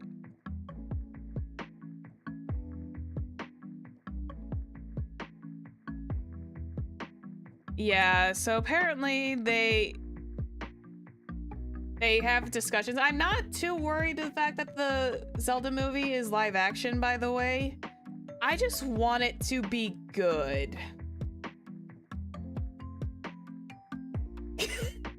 Oh no! Not my baby! Oh no! Yeah, I'm sorry. I hate to say it. Yeah, if there was an Aventurine Funko Pop, he would look like this. he would have the absolute 1,000-yard stare into the nihility. I'm gonna put you back, buddy. There you go.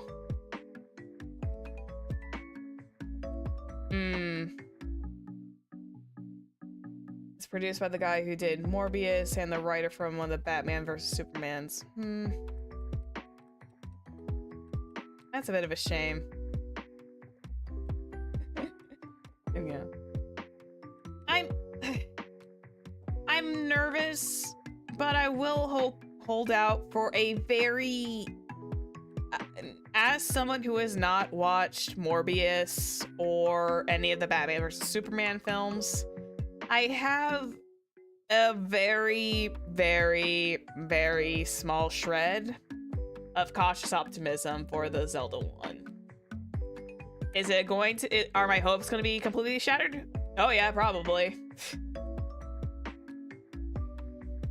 I will say, I'm going with a very, very, very small amount of cautious optimism. Because I will say this here and now, I was utterly upset when IGN came out with the April Fool's Day one. I was so mad because it looked so good.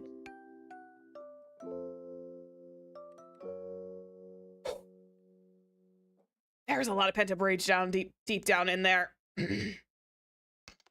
I remember that. I was mad. I was actually mad because I think it was just like an entire like April Fool's Day prank, and God, that sucked so much. Wait, was it IGN? Was it a full IGN prank? I think it was. I think it was an IGN April Fool's Day joke. Hang on.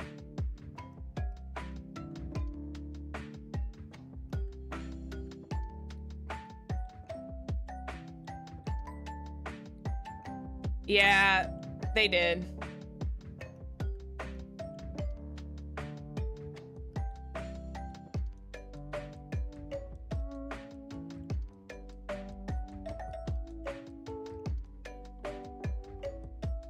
Who knows? I might do something like a test run to see how people are reacting on Pokemon Go's. Oh, really? Yeah. Yeah, we'll see. Well, I mean, that joke was like a lot of time ago, too. Yeah. It's hard to have optimism for game to anime adaptations. Oh god, poor FMA man. Yeah.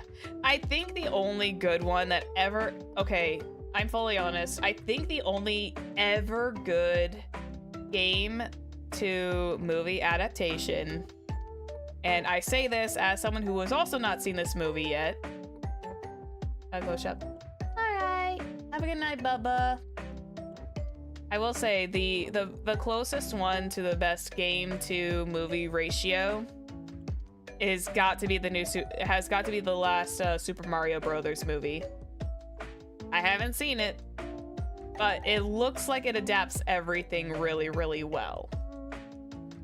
Because it's in a space where it needs to be, and that is animation. I sound like if I sound like a film buff, I'm not. I'm just saying from an outsider's perspective.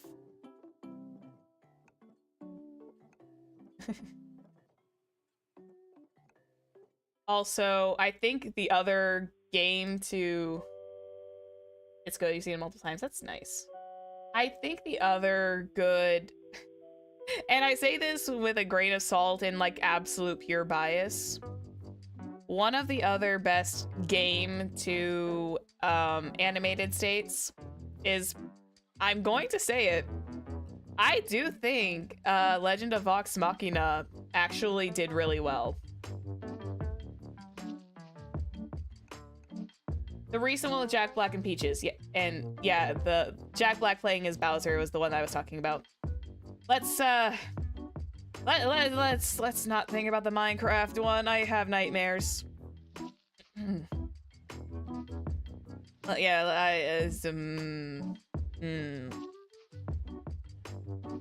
Anyway, the Legends of Vox Machina has also been a very good game to adaptation into a cartoon, an animated series. And again, I say that with like a whole bunch of bias because I think I like Legends of Vox Machina.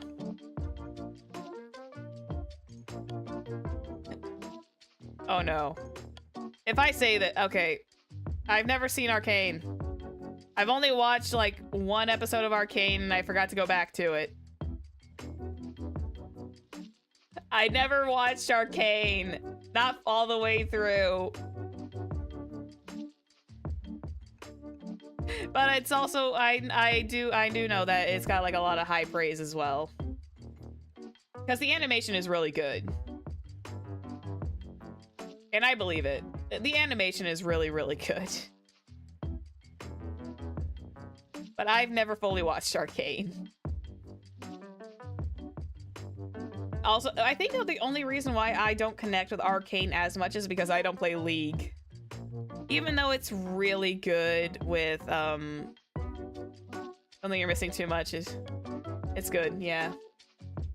I think it's definitely good for those who are outside the circle of League of Legends.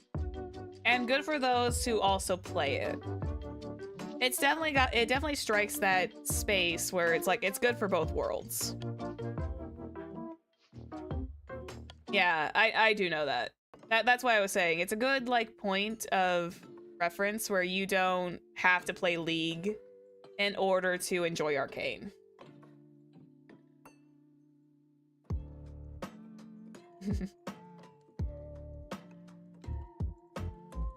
Oh, the only thing that looks like about the Minecraft, that movie looks like it would give me the Emoji Movie vibes. Yeah. Yep. I think the only good thing I've seen in the Minecraft movie one is the bee. It's just the bee. The bee is the only positive thing in this world. Because it looks good. I think the bee is the only good part in the Minecraft movie. Because it actually looks like a little cute little fuzzy bee. It actually looks cute. Well, I'm probably just not... I will fully admit, I'm probably just not the target demo for the Minecraft the movie. I this will be like the full admittance. I'm probably not into that one. You like jazz? I can't believe I actually used to think that that B movie was actually good too. But yeah, it's the Minecraft movie is definitely a not for me kind of vibe. I still need to watch like the Barbie movie too. I've been very curious about that one. I think I meant to watch that recently, but I've never gotten to it. I've been so mentally distracted by other things in this world.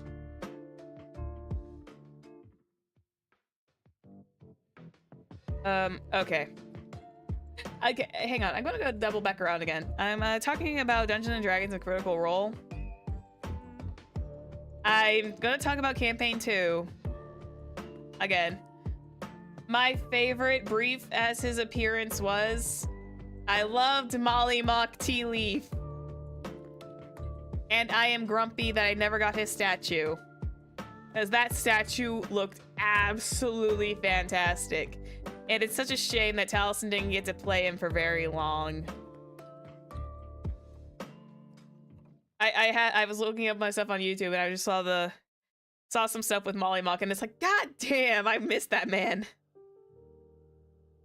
I miss Molly Mock. He was like one of my favorites in Campaign 2.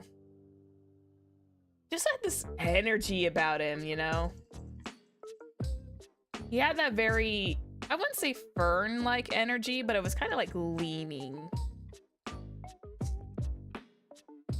Molly Mock was like one of my favorites. And again, such a shame we didn't get to spend too much time with him. It was so much fun.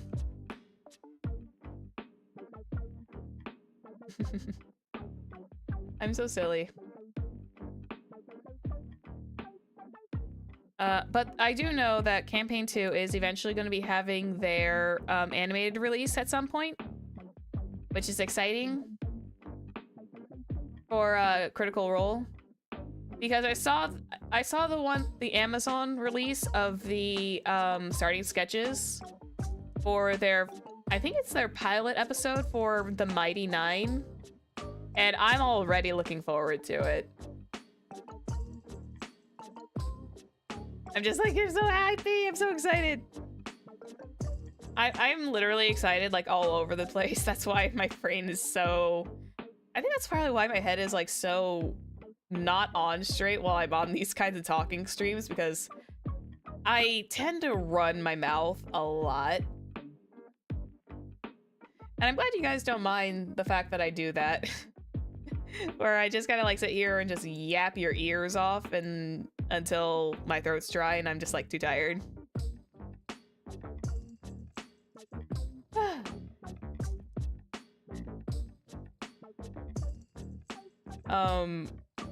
Okay. I don't know what's happened. I just like went back. I feel like it's so funny that I've gone back on this Critical Role binge. I don't know what caused it. I just did. Don't mind if it makes you feel it. Yeah, understating it. Yeah, that's fine. I appreciate you guys.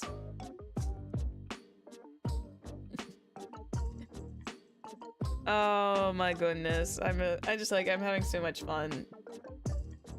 Cause yeah, like I said, I don't talk about other subjects all that often when I'm doing certain game streams, because it's like, I feel like that would break away from the original topic.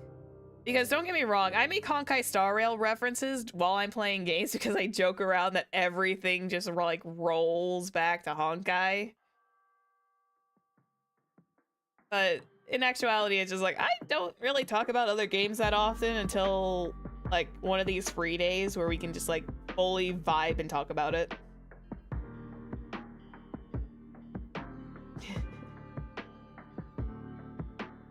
Oh my goodness.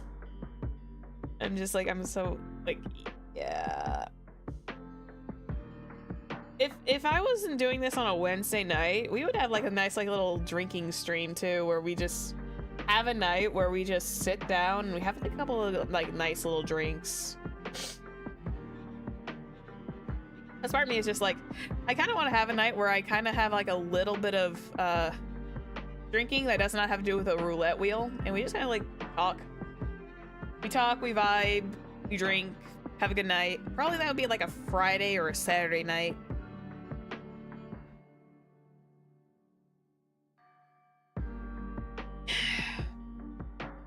Maybe I'll look into like adding that into a schedule at some point.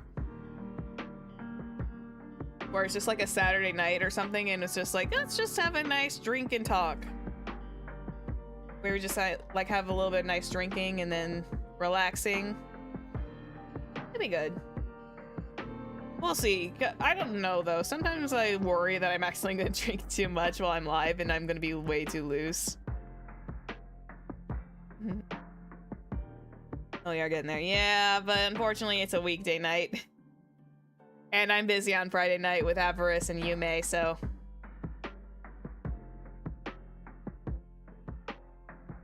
Oh! Are you talking about Yippee Treen? Who's the stuffy in the background? Okay. Okay, I can tell you the story about this. This little guy is, the Yippee creature in Aventurine's outfit. Originally, I made him as like a joke for a drawing stream. And I think he became like a comfort object, especially after, he became a comfort object after, I think it was Cabin Factory. We just kind of like made Yippee-Treen. That's his official name now, is Yippee-Treen. Hang on. Let me lock this up so I don't actually lose it.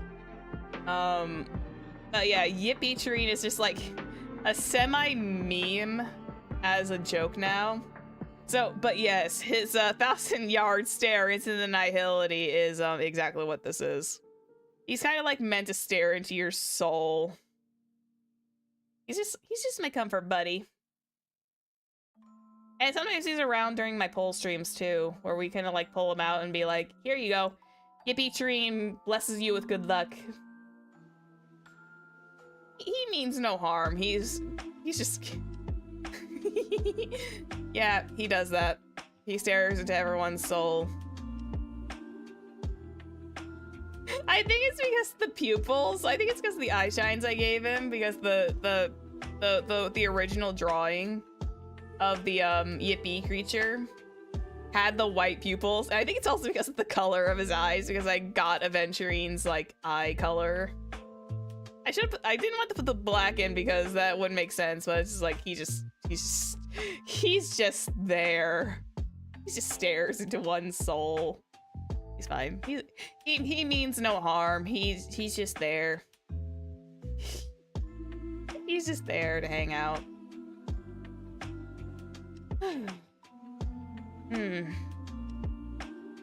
He like I said, he means no harm. He's a good boy. His hair though.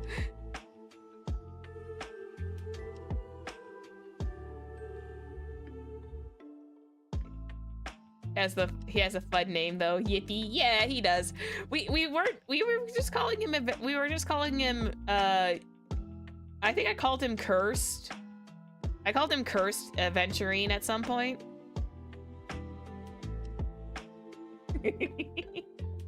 And then I think someone called him Yippee-Treen, and I'm just like, you know what? Yippee-Treen it is. We will call him Yippee-Treen. Because it works. It looks like no thoughts. Well, no thoughts in that mind head empty. Yeah. That's what apparently staring into the nihility and IX will do to you. This is why Dr. Ratio was on standby. I need to like make a Dr. Ratio one. I need to make a Ratio one and like have him join up in this mess. I should make a Dr. Ratio one at some point and just like have him join in. That would be fun. He would just like stare. If only we were on patch 8 and the three of us could be able to joke and drink and do funny camera mode antics on the Infinite Collab Zatsu. Yeah, we could do that, but we've still said that mods are still a little fussy with the latest patches, which is a bit of a shame. Even though I'm perfectly fine, I can be rid of the long hair and the horns on my Baldur's Gate 3 character. I know you guys like your characters the way they are, so who am I to say anything more on that one? Ugh. Sorry, I was stretching. What is that on my back? Ugh. Oh. That's just... Ever get that feeling that you feel like you're sitting on something and you're not, even though it's like the back of your chair is just like messing with you? Yeah, that was me. But yeah. Play Divinity or just a no. I will be fully honest. A lot of my gaming media diet is really short, is on a short list. Like, I think I'm more of, because I've always been such a cozy genre gamer, that a lot of my gaming diet is not very big. But I want to expand it at some point. Well, let me look at this up. Let me see. Divinity what? Spiritual predecessor?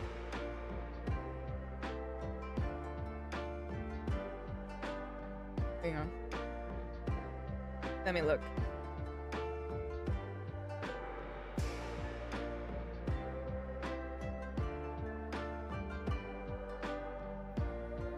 Oh, it was also made by Larian. I see. I see. Oh. I didn't know Larian. Yeah, you can tell my gaming diet's a relatively thin page. It's like a booklet. Basically the spiritual predecessor to VTuber. Yeah, I can see that. I took a small, like, perusal. I see. Baldur's Gate 3 basically evolved out of those games. Yeah. They really, really hammered home on those things. Like, music makes you want to dance.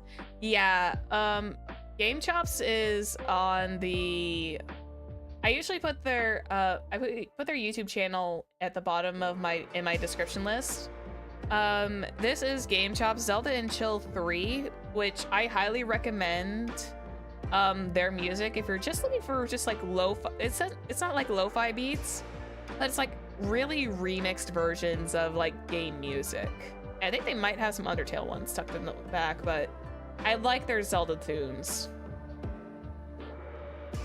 Husbandos are not as sexy. Oh no.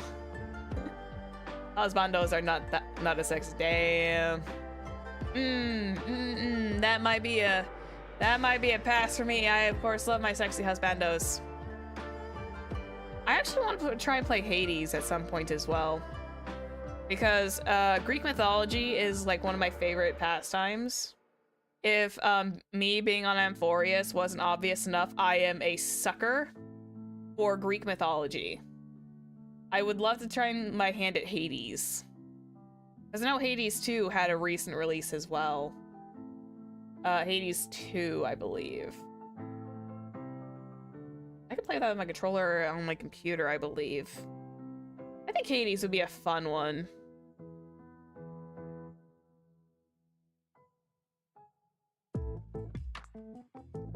Yeah, I'd probably give Hades a whirl. Hades is the I'm not gonna open it up fully on Steam.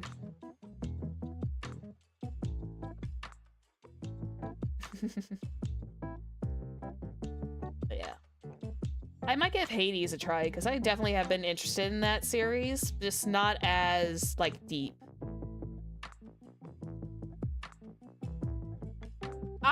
Like I said, I bounce very quickly. I will bounce very quickly. If I'm reacting to chat, sometimes my brain will go from one question to another.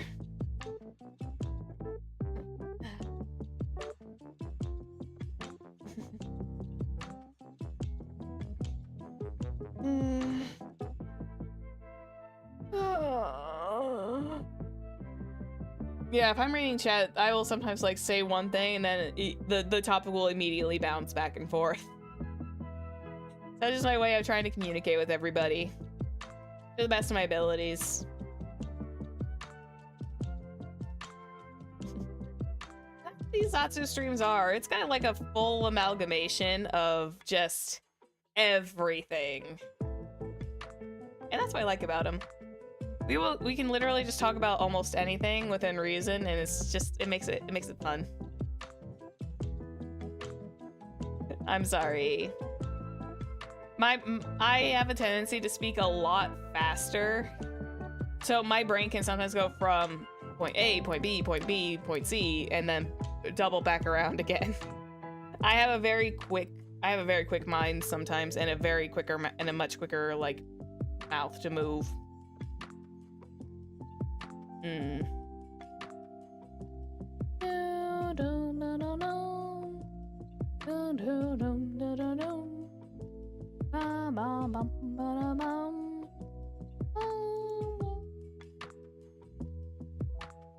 Yeah, I don't want to try Hades. I think Hades gives me like Cult of the Lamb vibes. I want to try that at some point.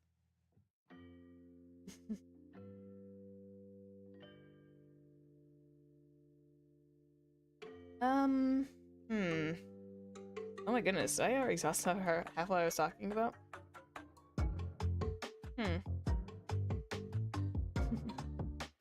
Oh, let me see. I know I need to like definitely pull up that poll, and I probably need to talk to Bubba about this. Because that means yeah, that's fair. The interesting part is, unless I'm around people that I know or my stream, I don't actually talk very much. I think I've opened up more as a streamer when I'm realizing, okay, yay, I get to talk to everybody.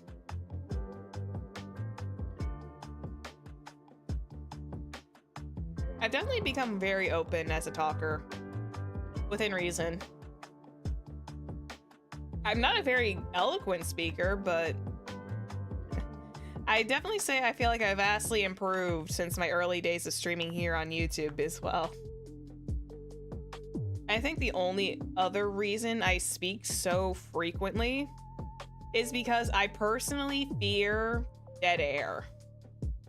So I tend to like fill the blanks in with as much gobbledygook as possible sometimes, it feels like. And I mean that in like the best possible way.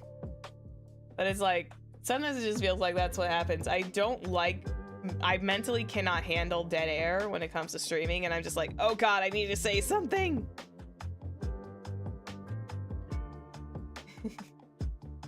I am very introverted by nature, so yeah, me talking is like, I'm good at it, but it depends on like the situation.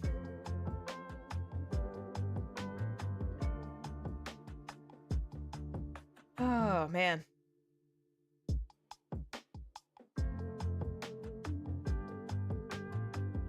Yeah. I kind of like started to learn that as long as I'm careful with what I say, I am a-okay with being a little bit more talkative these days. And like I said, when I'm around you guys, when I'm around some certain friends, I can be a very talkative person. And you guys have to try and like pray that you can stand me for a lot longer. Excuse me. Because boy, depending on that subject, I will just yap on and on and on forever. I still remember, I think when I first entered Penacony, I spent a good like 20 minutes to almost an hour just being excited over Aventurine. Despite how much of a prick he was at the start, I didn't care. I was already just like, yay! My best boy is here! I was just so excited because it's like, my favorite character is here. Yeah, I think that's okay too. I'm so happy though. I've gotten so much more comfortable talking while streaming that it's actually it's nice. Because if I was a silent streamer, I think that would be... If I was a silent streamer, I don't think that would be very fun. Unless I'm like doing it on purpose because I'm like really, really sick, but I want to stream and we just kind of like sit and talk. Enjoying it to sus more. Yes, I've also realized that along with my extrovertations for streaming, I don't think extrovertations is a word, but it's going to be for today. My extroverted nature is coming out while I'm streaming, and I think I've become a lot more open about fangirling as well, and becoming slightly more sussy, even though sussiness is not my main topic of content. Like, I can be a little sus once in a while, but it's like it's all for the make for the gag situation.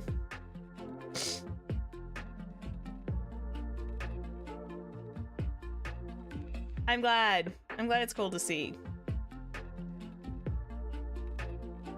I'm glad I was able to like grow into being somebody who eventually just kind of grows into being able to be a little bit more open about how she feels when she fangirls over things.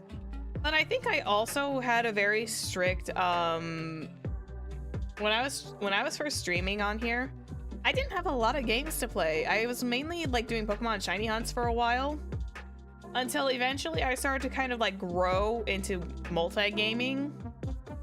And I was still like not sure, and then eventually I just like, the moment I started playing Honkai Star Rail in the Penacony arc, everything just flew out the window. Everything just flew out the window.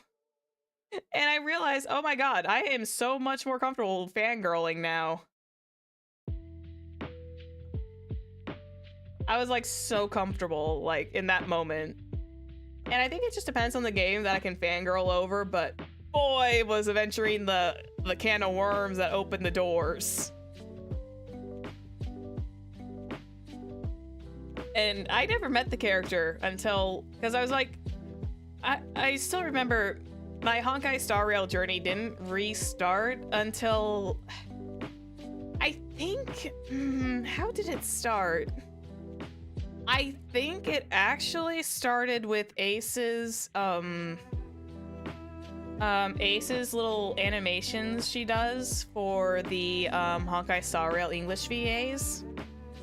I saw her like her little mini pieces, and I was like, oh, these are cute. And then it rabbit holed essentially.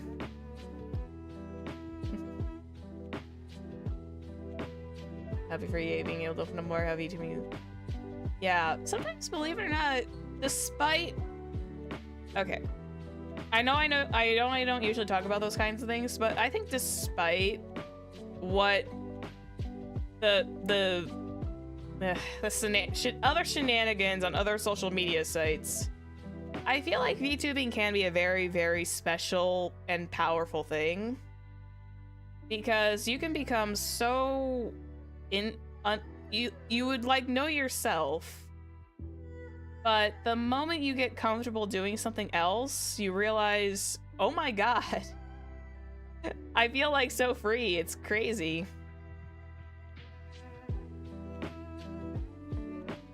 And I feel like I've opened up more. I still keep a lot of things like really, really close to my chest for privacy's sake. But I feel like being able to be open more, especially when it comes to like fangirling and being happy and excited over characters, is definitely one of those newer things, and I've fallen in love with that ideal. Because I have someone to share it with. I have you guys to share it with. Because you guys are my community. And I honestly think I have like my best like little community I've ever had. And again, and I'm going to be very, very sentimental here, without you guys, there would be no me. Without you guys, I would not have the energy to put myself forward a bit more. To play different things, to try new things, to be excited over hand cams and stuff like that. Hey Charles, welcome back. Oh, goodness me, I'm about ready to get sentimental. Yeah.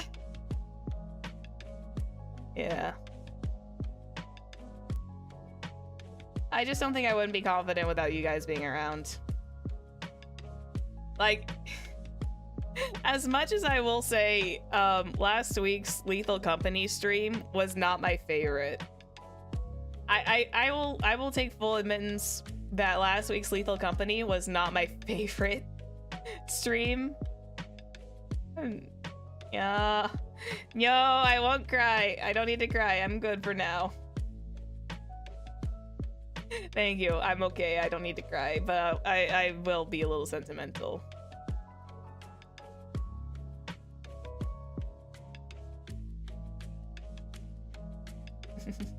Yay. And that's why when I feel like I became a little bit more open to when the Cabin Factory didn't go so well, because I was my friends Lethal Company is like half fun. Yeah, I probably should grab a few people for modded Lethal Company, and we go ham. We go like looking for cat cakes, and it'll be fun. That would be a fun night. But yeah. I like I said, I will fully admit that that last Lethal Company was not my favorite. Mostly because I think I was a little stressed. Like I was gonna play like a different game in replacement of that Lethal Company stream, but I was like, you know what, I can handle Lethal.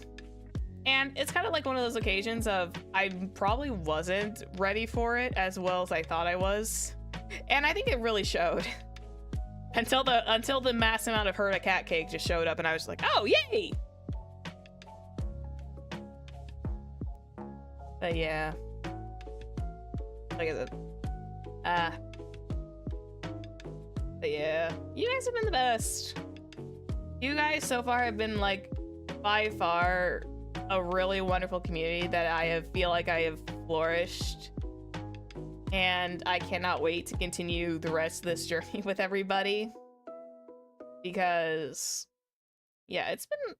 hanging out with everybody here has been very, very helpful. And again, I don't think I would have sat down and realized that I needed to talk to you guys more often had it not been for the very, very funked up Cabin Factory stream. And plus, I wouldn't have also noticed, like, how badly my computer was messing up. Well, not even my computer was messing up. It was just... oh. Hold on. Is that more game chops? Yeah, that's more game chops, so we can let that run.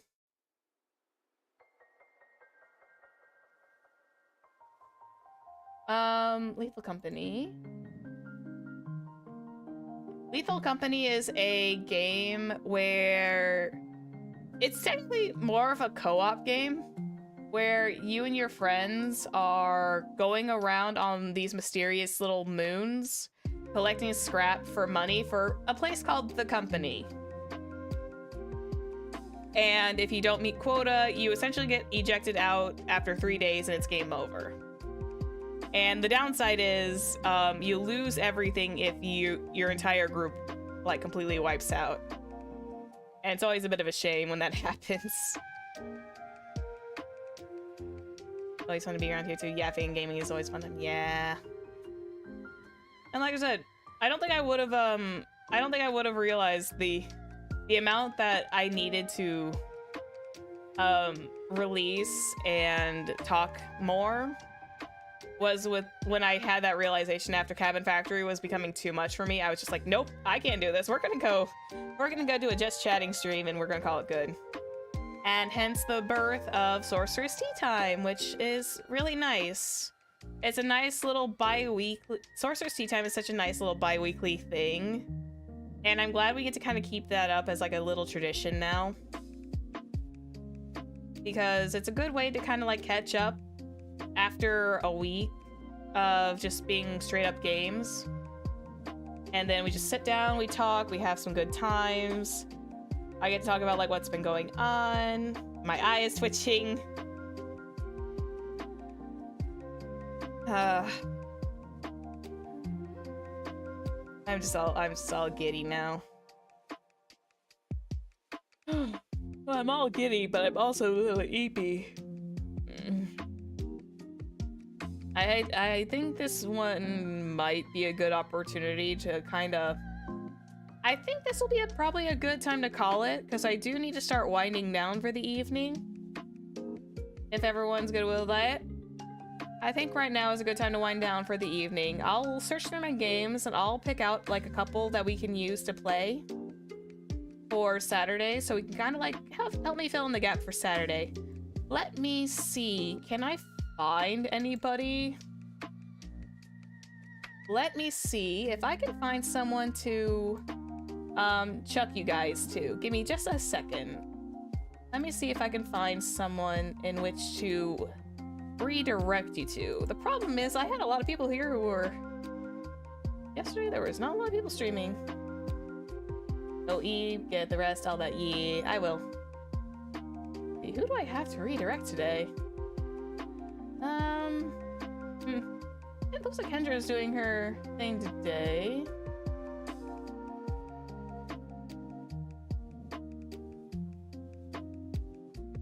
Do we have someone else available?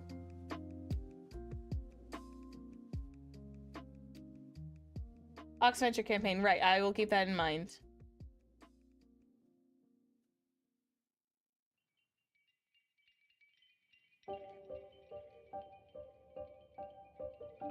Oh, wait, do we have someone here? Nope, that's upcoming.